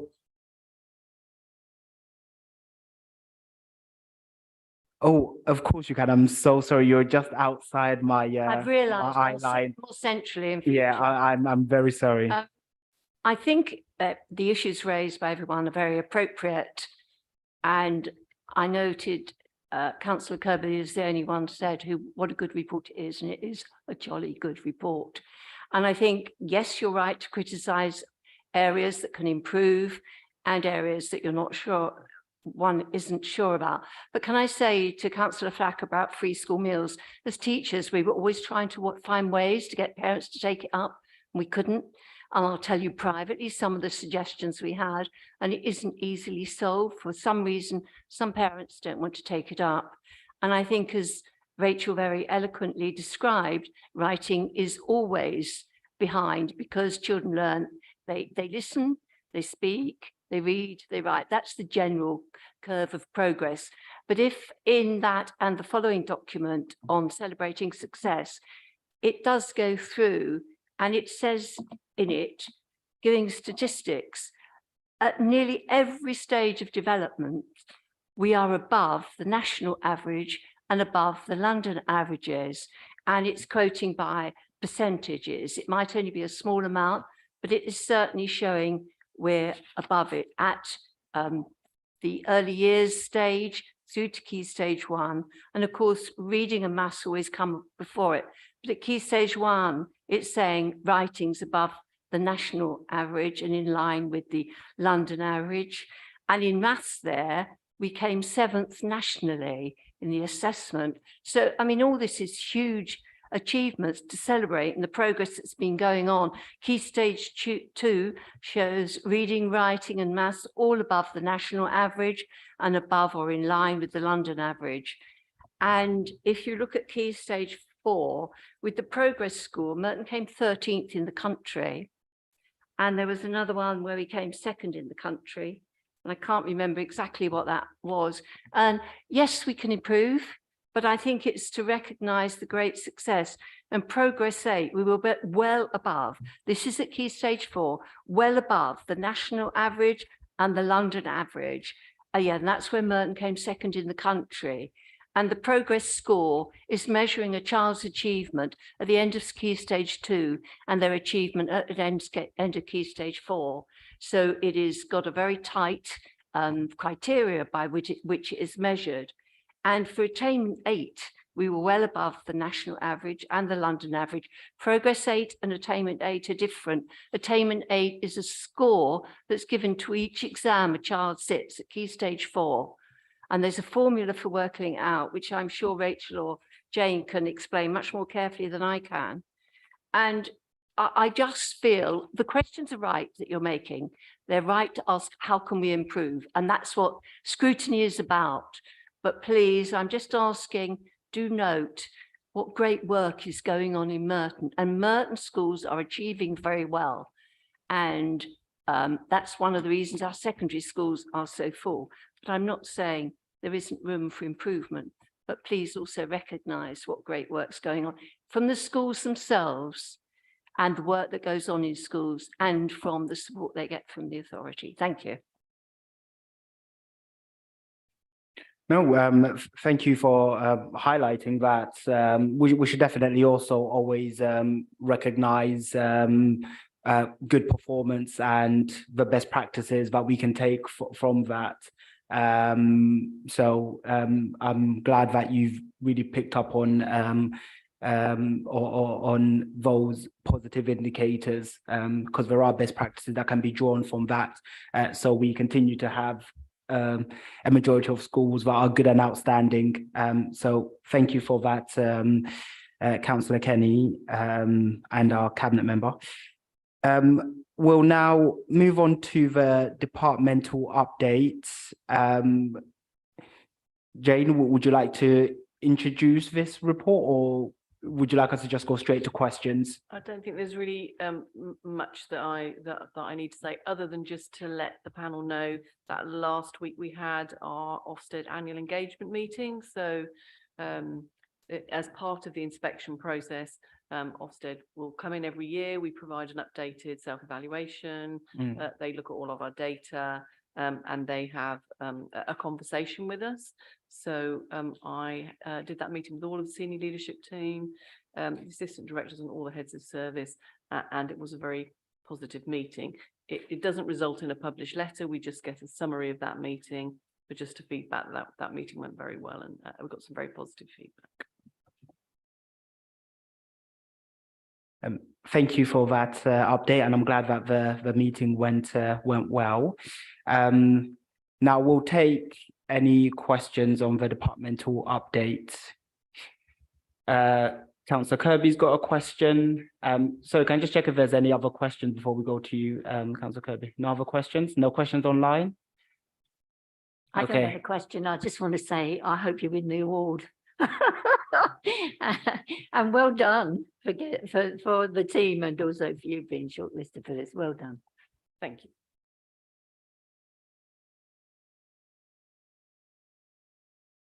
Okay, so if there aren't any other questions, may I just ask a follow-up question on going back to corporate parenting. There's just a question here that I wasn't able to ask earlier, but I would like to revisit it now. It's around the retention of foster carers, and whether one of the key issues that we face with retaining foster carers the allowance, and if it is, are we hoping that will be resolved with the increase in the allowance? And if not, sort of what other factors contribute to the retention of foster carers? So good question. Yeah, yes, retention of foster carers is a national issue where we hear in the newspapers that foster carers are leaving the profession. And we have seen that. So definitely I'm the agency decision maker for fostering, and there are more foster carers resigning than we are currently improving. However, what we have not seen is a dip in the amount of fostering households that we actively have, and children in those fostering. So I've asked our fostering service, our recruitment officer as well, to do exit interviews, but also some analysis. So she's just started the exit interviews to really understand it. But what the pattern that we're seeing around the resignations is people that haven't really been fostering for us. They've been on our books, so to say, registered, but they haven't been actively taking children in, or they're resigning for you know, they're getting older, so it's not for a reason or for a complaint. So no, we haven't seen that pattern here. However, it is something that we're concerned about, and like I said, I've started a process of making sure that we do have exit interviews to make sure that we're getting more in depth into it. So what we have is the same amount of fostering households, same amount of children being fostered. We have less empty households. Around the allowance, yes, there's within the fostering community that there's questions around, you know, obviously the cost of living is every other household, and it's impacting, but we have not seen people sort of leaving the profession for that reason, and it's something that we're looking at currently. The rise in allowances that you would have read, the 12.43% that the government's making to the minimum allowances. We already pay well above the minimum allowances, and so that won't actually make too much of an impact on us, but we still acknowledge that prices are rising, and we're currently looking into how we can increase payments.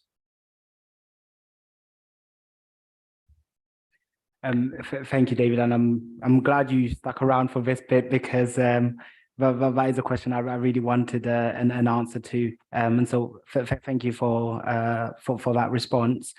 Are there any other questions regarding the departmental update, Councillor Hayes? Sorry, I didn't quite catch that on the allowances. What was the 12%? So the Please. central government outlines minimum fostering allowances, and they've made a above inflation rise to that. Off the top of my head, I think it's 12.43%. Yeah, it's a bit of a shock to a government allowance being increased by 12.2. 12.43, I believe. Wow, I have to remember that figure. It's great news. Thank you. Yes, that is the figure. I made sure I wrote it down. Okay, so if there are no further questions, then I would just like to reiterate Councillor Kirby's congratulations on being shortlisted for the Government Chronicle Award. And also to you personally, Jane, for making on the shortlist for outstanding in individual awards. We're obviously all going to be eagerly awaiting that result in June. But I also wanted to add that whatever the final result, I think to have made it to that shortlist alongside another handful of other local authorities, I think really speaks to the passion and hard work that goes into the department from everyone sat around this chamber. And so good luck, and we'll be keeping our fingers crossed for June. Okay, we'll now move on to the last agenda item, which is around the planning for the 2023-24 work programme. Because as hard as it is to believe, we have reached the end of this scrutiny year. And so I think this will be a good opportunity to take a few minutes to reflect on the current work programme and to also gather any ideas for the coming municipal year. And so if we take it a step at a time, and I would really appreciate your feedback before we wrap up. I know we are getting on with time, but this shouldn't take too long. So if we start off with reviewing our current work programme, I'll be interested to know what members feel has worked well during this current work programme. Councillor Hayes. And if you've got feedback, please unmute yourself and provide the feedback. Yeah, I think it's worked. I think this committee's worked very well, and it's a tribute to you, Chair, and the officers that serve this committee. But I don't know how many people are familiar with the ward stats that we get.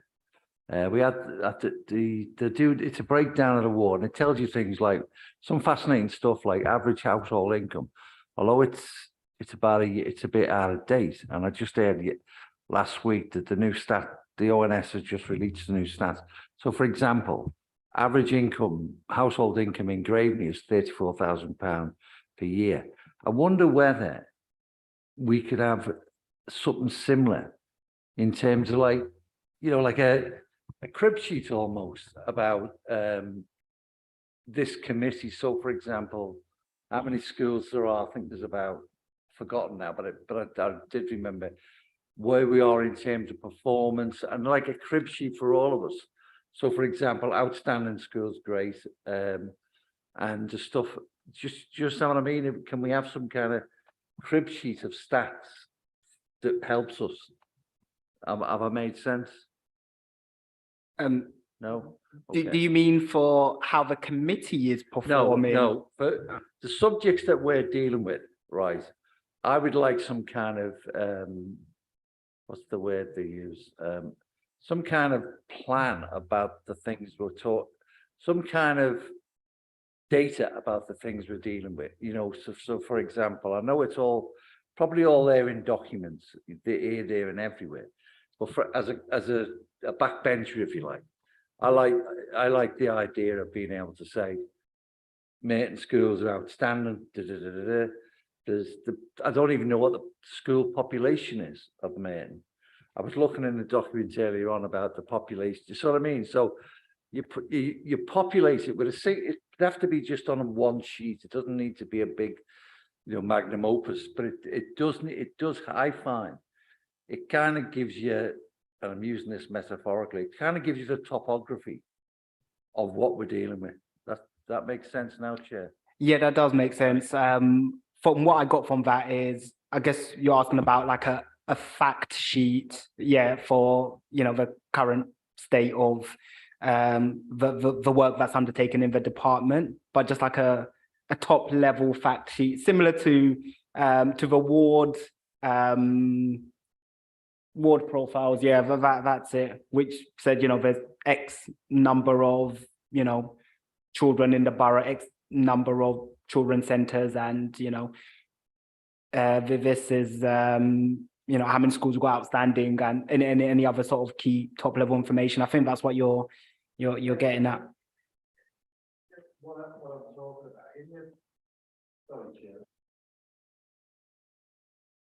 Overview and scrutiny committee.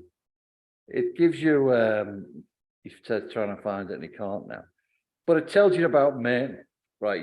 For example, we're about 500,000 people. That time, I'd like something like that says just a single fact sheet that says there's how many schools there are, what the ethnic makeup is of the schools, where we are on reading and writing, things just like, because I'd say that I find it very, very useful. The ward stats, which I know it doesn't generate excitement wherever you go, but it certainly does me, because you get to feel of where we are, so that's what I'm saying, Chair. And I say that there's a data on the borough in the overview in the scrutiny committee, so that's something like that for our. Point taken. Thanks for that, Councillor Hayes, and that will probably be most useful at the start of the scrutiny year. So perhaps something to, if we can, work on for June, but we can go away and sort of think about, the best way to present that. Councillor Kirby. Needs assessment. The Health Authority provide that. It's a document which breaks it down and tells you what's going on. It's already in existence. That is. I mean, one of the things that I would say about schools, my local school I'm the governor of is Links Primary School. The transition rate there is unbelievable. And so you've got your core of kids who come in at reception and go through to the end. And if you monitor their progress, it's in line with national and London averages. But if you look at the kids that come in and out, you might have like SATS is going to come up, and in year 6, 3 children come in with no language into that. And it really affects things dramatically. And so there's a huge difference between a school in Graveney Ward and a Wimbledon school where the occupancy is solid, absolutely solid. And so it's things like that, I think, in terms of the support that schools need, or the understanding that they need in terms of how we support those schools. And I'm sure the department recognises this, but I think it's something like that that we need to be conscious of, that we're not dealing with the same thing across the borough. It's very, very different. But that does exist, that joint special needs assessment, because I print it off every time the Health Authority do it, and I'm not sure how often they do that. Jane? Once a year. Once a year. It's a brilliant piece of work. It's really good. So I think if we just had that, you don't have to go and produce another one. Just get a copy of that and it gives you the breakdown. That's useful to know. Thank you. And also the Overview on Scrutiny Commission does produce a short report at the end of each scrutiny year with updates from all the panels. So there's that as well. Any other feedback on what's worked well this year, or we can also include what could be improved for this year, since we've already touched on that, Councillor Flack. Yeah, I was just saying, obviously the reports and the content of the reports and sort of the overall outcomes are really positive. But I'm sure I'm not the only one on this panel who is not an education. I've worked as an admin in schools, but I'm not an education professional, not a childcare professional. And actually the amount of time sometimes we get between receiving reports and having to scrutinise them. So we had a report, an additional appendix arrived today, which we just can't provide suitable scrutiny on. I know this is probably something that might come across the whole council rather than something that we change in this scrutiny panel. But the accessibility and the availability of the reports has made it, I think, for many particular people who this is their first year in council, very hard to provide sort of suitable scrutiny, or this level of scrutiny that we would like to provide as scrutineers.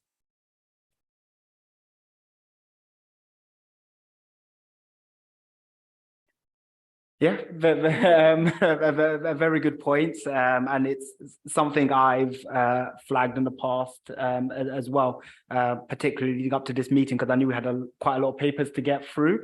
But as Stella helpfully reminded me, we work towards a set schedule of deadlines.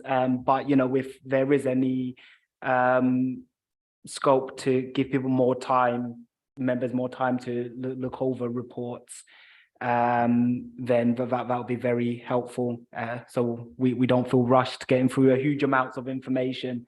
But I know there are other, statutory timelines in place which can make that quite difficult. But that's really good feedback.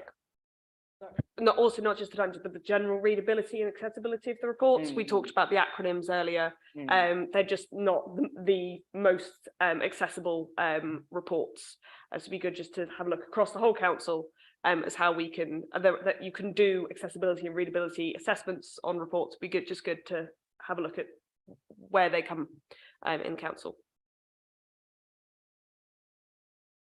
And actually on that, I think what has been done this time round with the executive summaries and then the full reports, I think that's helped a bit with having that overview, and then members can then decide what areas they want to explore further in the full report. That sort of structure helped a bit. Any other feedback in terms of what's worked well and what could be improved for next time? Okay, so just from conversations I've had in the past with members, just some other things that have come up just to flag is in terms of what's worked well, the diversity of a work program that's been covered this year has been quite good. That we've been able to touch on quite a lot of key areas in the department over the previous meetings, and also the two task groups have been quite topical. I mean, we haven't got the results yet, but they've been useful areas to do a deep dive in, and I'm really looking forward to those reports in June. And just some points I made in additional points in terms of what can be improved for next year. I feel like as a panel, we might need to review how we utilize, the time of our cabinet members and their contributions to agenda items. There might be something for us to have a look at, and I would definitely like us as a committee to do more in-person visits to service providers, so we're not just scrutinizing through reports, but we're actually going out into the community and seeing these services being delivered in action, which I think will really add value to our scrutiny work. or even having, more testimonials from service users. So we also have that qualitative information in our scrutiny. Okay. Thank you for that feedback. I've made a note of it, and Stella's also made a note of it in the minutes as well. So now, if we could just spend a couple of minutes on any topic suggestions that members have at the forefront of their mind. Councillor Charles and then Councillor Butcher. Yeah, I've got three things actually. One of them is the ECHP Year 9 review about the transition. What's an ECHP? Oh God, yeah, I know. Right. That's it. It's one of those acronyms, isn't it? No, but I mean the reason I'm saying it is because I went to a meeting of Kids First, and I was listening to the parents, and some of them said it's really good, and others say that there are certain shortcomings. So that's one subject. Another one is something that maybe Sally could talk to us about, is about the Melbury College that's just been set up in Watley Avenue. If we could really have an update and more information about that Melbury campus, yeah. So and then I thought about what youth club provision and free sports facilities we've got for young people. And on that subject, I thought maybe we could visit the Uptown Youth Services and the Merton Music Foundation Music Centre in South Wimbledon, and the BMX track in Mitcham. So yeah, so those are my suggestions anyway. Thank you, Chair. So I had two suggestions for topics, one slightly broader and one more focused, just based on our last meeting. Firstly, I wanted to suggest possibly the effect of the cost of living in the borough's children. Quite a broad topic, I understand, but I think it's important given the state that the country and, of course, the borough is in. And then secondly, the topic that I spoke about last meeting, but I think needs sort of wider exploration, which is the sort of rise of misogyny in schools and this sort of social media and how it's sort of feeding into children and the dynamic, because it's a topic that I think is just going to become more and more prevalent. Certainly I hear from my friends who are teachers, and based on comments in the last meeting, it was a case of we don't have the data to hand yet. But I think by the time next year, we might actually have some statistics and data on it. So it would be worth exploring. Thank you. Thank you. And Councillor Willis-Croft. Yeah, just taking one step back, Chair, you said about testimonials, just now. So would we be including testimonials perhaps that are not so good looking, shall we say, because sometimes you can only learn to go forward when you get some testimonials from people that say, well, this has gone wrong or that has gone wrong. Would you be prepared to do that? Not just the good stuff, but the bad stuff?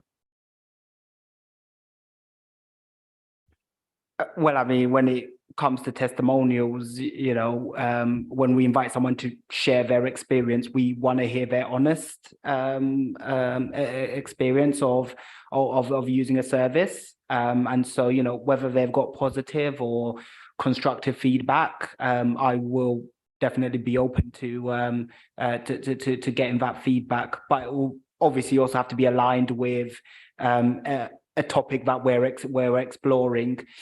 Okay, we've got more points. Councillor Hayes, Councillor Hall, and Councillor Flack. Yeah, I think Councillor Willis-Croft made a very good point. Is there any facility for blind feedback? Because I think one of the problems on the feedback, particularly with younger people, they're going to feel obliged to be happy clappy and all that. And I just wondered whether, I don't know how we do it, but I've had blind feedback in other organisations, and that's unattributable, use a better term, unattributable feedback, yeah. and not anonymous, there's a word. Yeah, anonymous feedback. You know, because I think sometimes you know, there's a tendency, particularly in bodies like this, you get everyone wants to be happy clappy. And so, you know, I think maybe anonymous feedback would be like building on James's point.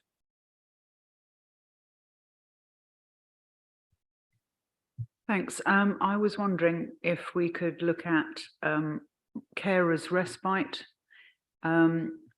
It's often the case that people who have maybe children with special needs might also be caring for elderly parents. And I'm really thinking of the future Eastways closure, and you know that could have knock-on effects for the parents of children if they're unable to provide respite for their elderly parents. That might have a bad effect on the family. So I also understand that we don't have great provision at the moment for respite for parents of children with special educational needs, carers of children with special educational needs. So that's another area I'd like to look into, general respite. Thank you. I'm quite interested in having a look at the PHSE offerings, if that's still what it's called, in our schools. I know that's sort of national curriculum, but how particularly sexuality and gender are taught throughout the ages, and whether or not there's any discrepancy with faith schools.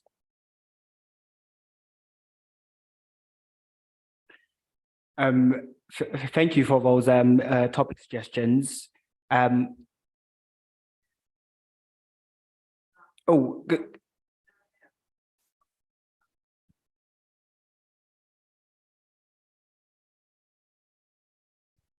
Yes, thanks for the reminder, and Stella's just included that in the minutes. And if you think of any other topics, or if you want to add any more detail to the topics you've raised, please do reach out to Stella and myself so that those topics are included as part of our consultation. So now the last sort of thing for us to consider as a panel is we've got quite a gap between now and the next CYP meeting in June, and it will be in that meeting where we will confirm the work program for the next scrutiny year, and where of course we'll get the reports for the 2 current task groups. But if there's anything else that panel members feel we should include on the agenda for that meeting, then please let me know. Okay.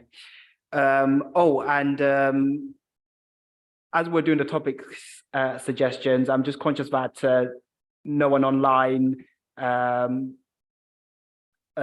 added to the topic suggestions or any other feedback. And so if there's anything you would like to add, please do let me know before we move on, because I would hate to move on without having heard your feedback or suggestions. So if there is any comments from anyone online, please do add them now.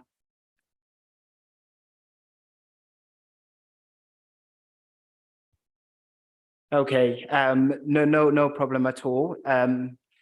In terms of next steps, there is a wider consultation currently underway, where we're reaching out to interested stakeholders across the borough to get their input as well, because I think it's as important that we get feedback from outside this chamber and outside this panel, because they are also experiencing these services and have thoughts and suggestions on the provision of these services as well.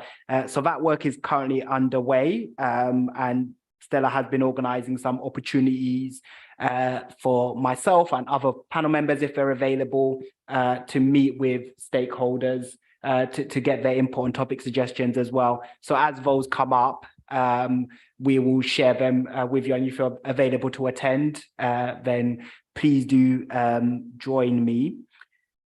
So with that, we will close that agenda item there.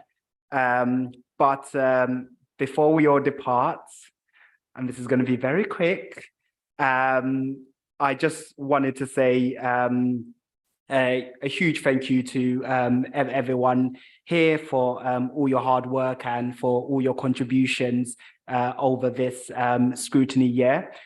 Whether that's in, preparing the thorough reports that we'll get through, or asking or answering any questions, and also, of course, for leading and contributing to task groups.